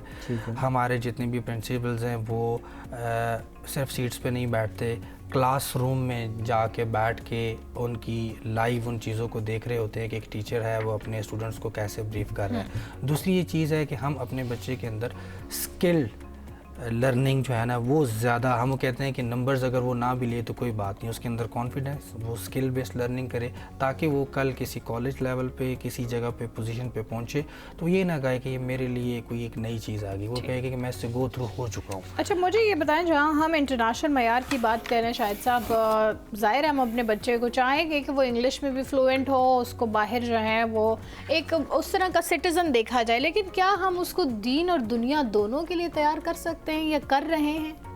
देखिए, एजुकेशन सेंटर्स जितने भी हैं, चाहे वो प्राइवेट हैं, पब्लिक हैं, सबसे पहला काम तो हमारा दीन से रिलेवेंट है कि हम अपने अल्लाह को पहचानें। एजुकेशन है ही ऐसे कि वो आपको इस्लाम के बारे में, दीन के बारे में पहले बताती है। आप उर्दू इस्लामियात या कोई भी चैप्टर ले लें, उसका पहला चैप्टर ही हमारा इसी बेस के ऊपर होता है और ऑलरेडी अल्हम्दुलिल्लाह इस पे तो काफ़ी सारी चीज़ें हो भी चुकी हैं। सिंगल नेशनल करिकुलम के हवाले से जो आल पाकिस्तान में कि एक ही सिलेबस पढ़ाया जाए ताकि बच्चा जब कल अपनी प्रैक्टिकल लाइफ के अंदर आए तो उसको जो बेसिक स्टैंडर्ड्स हैं या बेसिक जितनी भी चीज़ें हैं कम से कम वो पता हों। अच्छा, एक और प्रॉब्लम यहाँ पे आती है शायद साहब कि OA लेवल्स जो है ना जी, वो बहुत सारे बच्चे कूल दिखने के लिए जो है वो करते हैं। OA लेवल का पाकिस्तान के अंदर क्या फ़ायदा है या बाहर क्या फ़ायदा है, मैं चाहूँगा इस हवाले से आप बात करें। लाइक आप डिफरेंशिएट किस तरह करेंगे इसको, नॉर्मल मैट्रिक के स्टूडेंट या फिर OA लेवल्स का जो बच्चा होगा, सो वो मुनफरिद या नुमाया आप कैसे कह सकते हैं? वो देखिए, O लेवल और A लेवल वो लोग करें, वो लोग रखते हैं। लोग एक्चुअली बेसिकली ये समझते हैं कि हम शायद क्रिएटिव राइटिंग की तरफ चले गए या क्रिएशन की तरफ चले गए, रटा सिस्टम से हमारे कॉन्सेप्चुअल में हट चुके हैं। हालांकि आप फेडरल बोर्ड को देखें, कॉन्सेप्चुअल स्टडीज है सारी, बल्कि आप सारे बोर्ड्स इस तरफ आ रहे हैं और कुछ लेकिन फेडरल तो बहुत अरसे से कॉन्सेप्ट पे चल रहा है। तो अगर किसी ने अब्रॉड नहीं जाना, किसी का देखें हर बंदा अब्रॉड जा भी नहीं सकता और अपने मुल्क के लिए काम भी करना चाहिए, तो अगर वो इसके अंदर हैं तो वो अपने इस मेट्रिकुलेशन सिस्टम्स हैं, जो बोर्डिंग सिस्टम्स हैं, वो इससे इस्तेफादा हासिल करें, इसमें जाएँ, क्योंकि उन्होंने इस मुल्क में रहना है उसी तरतीब के साथ उन्हें चलना चाहिए। जी। ठीक है। और जहाँ तक दीनी तालीम की बात हो रही थी तो आप लोगों का ब्रिटिश स्कूल है, लेकिन आप लोगों ने उसमें जो है हमारा इस चीज़ को प्रॉपर इंश्योर इसमें किया है। सब्जेक्ट लगा हुआ है हमारा, यानी कि इस्लामियात एक अलहदा मतलब पढ़ाते हैं, हर स्कूल पढ़ाता है, लेकिन कुरान का यानी कि हमारी अरबिक की अपनी एक बुक लगी हुई है और ग्रेड 1 से ऑनवर्ड तमाम क्लासेस में लगी हुई है। Okay, that's nice, that's nice. हाँ, क्योंकि बच्चों को जैसे हम उनको दुनिया के लिए तैयार कर रहे हैं तो हमें उनको दीनी लिहाज से भी तैयार करना चाहिए। वैसे वालिदैन के लिए क्या पैगाम देना चाहेंगी जो वालिदैन अपने बच्चों को इनरोल कराना चाहते हैं नए स्कूल में, उनको किन किन चीज़ का बेसिक ख्याल रखना चाहिए? एक स्कूल में क्या चीज़ें हैं जो हमें देखनी चाहिए कि हाँ आया ये हमारे बच्चे के लिए बेहतरीन जगह हो सकती है कि नहीं? ये वालिदैन की अपनी यानी कि बजट के मुताबिक भी चीज़ें हैं कि उन्होंने अपने मुख्तलिफ जितनी भी एजुकेशन सेटर्स हैं उसके हिसाब से उन्हें देखना है, और उसमें जो बेसिक चीज़ें ये हैं कि जो उनका इन्वायरमेंट है वो कैसा है, इनकी जो फैकल्टी है वो कितनी स्किल्ड है। उनसे जब डेफिनेटली जब आप एज ए पेरेंट वहाँ पे उनके पास जाते हैं, आप उनके हेडशिप से मिलते हैं, फैकल्टी से मिलते हैं, तो आपका अंदाज़ा हो जाता है कि उनके अपीयरेंस क्या है, वो डिलीवर क्या कर रहे हैं। या सबसे बड़ी चीज़ होती है उनकी हिस्ट्री। अगर जो कुछ ऑर्गेनाइजेशंस पहले से चल रही हैं आप उनकी हिस्ट्री देख लें, आपके पास आजकल सोशल मीडिया का दौर है, सारी चीज़ें डिस्प्ले पे पड़ी हैं, अवेलेबल पड़ी हुई हैं, जी पड़ी हुई हैं, आप उनको देख सकते हैं। तो इन चीज़ों को मद्देनज़र रखें। और पेरेंट्स से मेरी ये एक बड़ी रिक्वेस्ट भी है कि अपने बच्चे को आपने स्कूल भेज दिया तो आपकी ज़िम्मेदारी ख़त्म नहीं होगी। मैंने ख़ुद ये देखा है, अपने इस एक्सपीरियंस से मैं ये चीज़ बताना चाहूँगा कि देखें एक क्लास में 20 स्टूडेंट्स हैं और सारे ही फर्स्ट भी नहीं आते और कुछ देखें लास्ट वाला बच्चा भी होता है, लेकिन उसमें वही टीचर होता है, वही इन्वायरमेंट होता है, वही स्कूल होता है, मतलब सारी चीज़ें फॉर एग्जांपल अच्छी हो गई तो वो बच्चा पीछे कैसे रह गया। उसमें जो मैंने चीज़ कमी महसूस की है वो ये कि महसूस किया है कि पेरेंट का इंटरेक्शन आपके जो स्कूल के साथीज़ा हैं उनके साथ ज़्यादा अच्छा नहीं है। वो उसको फॉलो अप घर में, यानी कि आप उसे ये ना कराएं कि आपने को उसे होमवर्क कराना है, आप उनको जो स्कूल में जो काम करवाया गया है आप उसे सिर्फ फॉलो अप के तौर पे घर पे प्रैक्टिस करवा लें तो आपका बच्चा डेफिनेटली इम्प्रूव करेगा। हाँ, एटलीस्ट रिलेटेबिलिटी उसको फील होगी, कनेक्टिविटी उसको फील होगी। बहुत बहुत शुक्रिया शाहिद इकबाल साहब आपके वक्त के लिए और आपका आने के लिए। और ख़वातीन और हज़रात, सबसे पहली बात तो यही है कि बच्चे की बुनियाद बनाना बहुत ज़रूरी होती है और बच्चे की बुनियाद तभी बनेगी जब आप उस पर तवज्जो देंगे। और तवज्जो देने के लिए आपको ये महसूस करना है कि आपका दोबारा से जो है वो एक एजुकेशन का सिस्टम शुरू हो रहा है और आपने वो तालीम हासिल करनी है, ना कि आपके बच्चे ने हासिल करनी है, और उसको वही टाइम, वही वक़्त और वही वैल्यू देने की बहुत ज़्यादा ज़रूरत है। Once again thank you so much Shahid साहब फॉर जॉइनिंग अस। ख़वातीन और हज़रात, आखिरी सेगमेंट हमारा है हिस्ट्री का। आज है 29 जुलाई यानी कि 29 जुलाई। हज़रत शाह अब्दुल लतीफ़ भटाई रहमतुल्लाह अलैह सिंध के पाकिस्तान के इस खित्ते के इंदो पाक के बहुत बड़े जो है वो सूफ़ी शायर थे। उनकी उर्स की तक़रीबात जो हैं वो 29 जुलाई को सिंध के अजीम सूफ़ी बुज़ुर्ग शाह अब्दुल लतीफ़ भटाई के भट शाह में जो है वो शुरू होती हैं। इस मौके पर मुल्क भर से हज़ारों अक़ीदतमंद हज़रात जो हैं, इसके अलावा ज़ायरीन और सयाह जो हैं वो मज़ार पर हाज़िरी देते हैं। और आप लोग भी अगर विज़िट करें सिंध को तो भट शाह में इनका मज़ार है, वहाँ पर ज़रूर विज़िट करें। इनकी तालीमात जो हैं, जिस तरीके से हम पंजाबी शुअरा को पढ़ते हैं उसमें बहुत बड़े बड़े नाम हमें मियाँ मोहम्मद बख्श जो है और बहुत बड़ी बड़ी शख्सियत सामने आती हैं। उसी तरीके से शाह अब्दुल लतीफ़ भटाई बहुत बड़ी एक शख्सियत थी जिन्होंने अपनी मशहूर तसनीफ़ शाह जो रिसालों के ज़रिए मोहब्बत, अमन, रवादारी और इंसान दोस्ती का पैगाम दिया। उर्स की तकरीबात अमूमन 3 रोज़ जो है वो जारी रहती हैं, जिनमें दुआ होती है, कुरान ख़्वानी होती है, शाह अब्दुल लतीफ़ भटाई के कलाम जो है वो मुख्तलिफ़ महाफ़िल में पढ़े जाते हैं, सूफियाना मौसीकी आपको वहाँ पर मिलती है, कवाली का एक समा होता है और लंगर का भी अहतमाम किया जाता है। सो ये सूफ़ी रिवायात से जुड़ने के लिए बहुत ज़रूरी है कि हम इन सूफ़ी शुअरा को जानें, पहचानें, इनसे इस्तिफ़ादा हासिल करें और इनके उर्स में अल्लाह की याद जो है वो ताज़ा की जाती है। इसीलिए ये दिन उनकी तालीमात को और उनकी खिदमत को खराज अक़ीदत पेश करने के तौर पर मनाया जाता है। और इवन सिंध में नहीं, इस्लामाबाद में भी ऐसे बहुत सारी जगहों पे कवाली नाइट्स होती हैं उनके एहतराम में और उनके साथ अक़ीदत के तौर पर। यहाँ पे भी सिंधी कल्चरल नाइट्स उसके लिए मुनक्किद की जाती हैं ताकि अपनी खराज अक़ीदत आप अपने तरीके से पेश कर सकें। ख़वातीन हज़रात, आज के प्रोग्राम से मुझे और नाज़िश खट्टर को दीजिए इजाज़त। कल मुलाकात होगी। अपना बहुत सारा ख्याल रखिए। अल्लाह ने के बाद।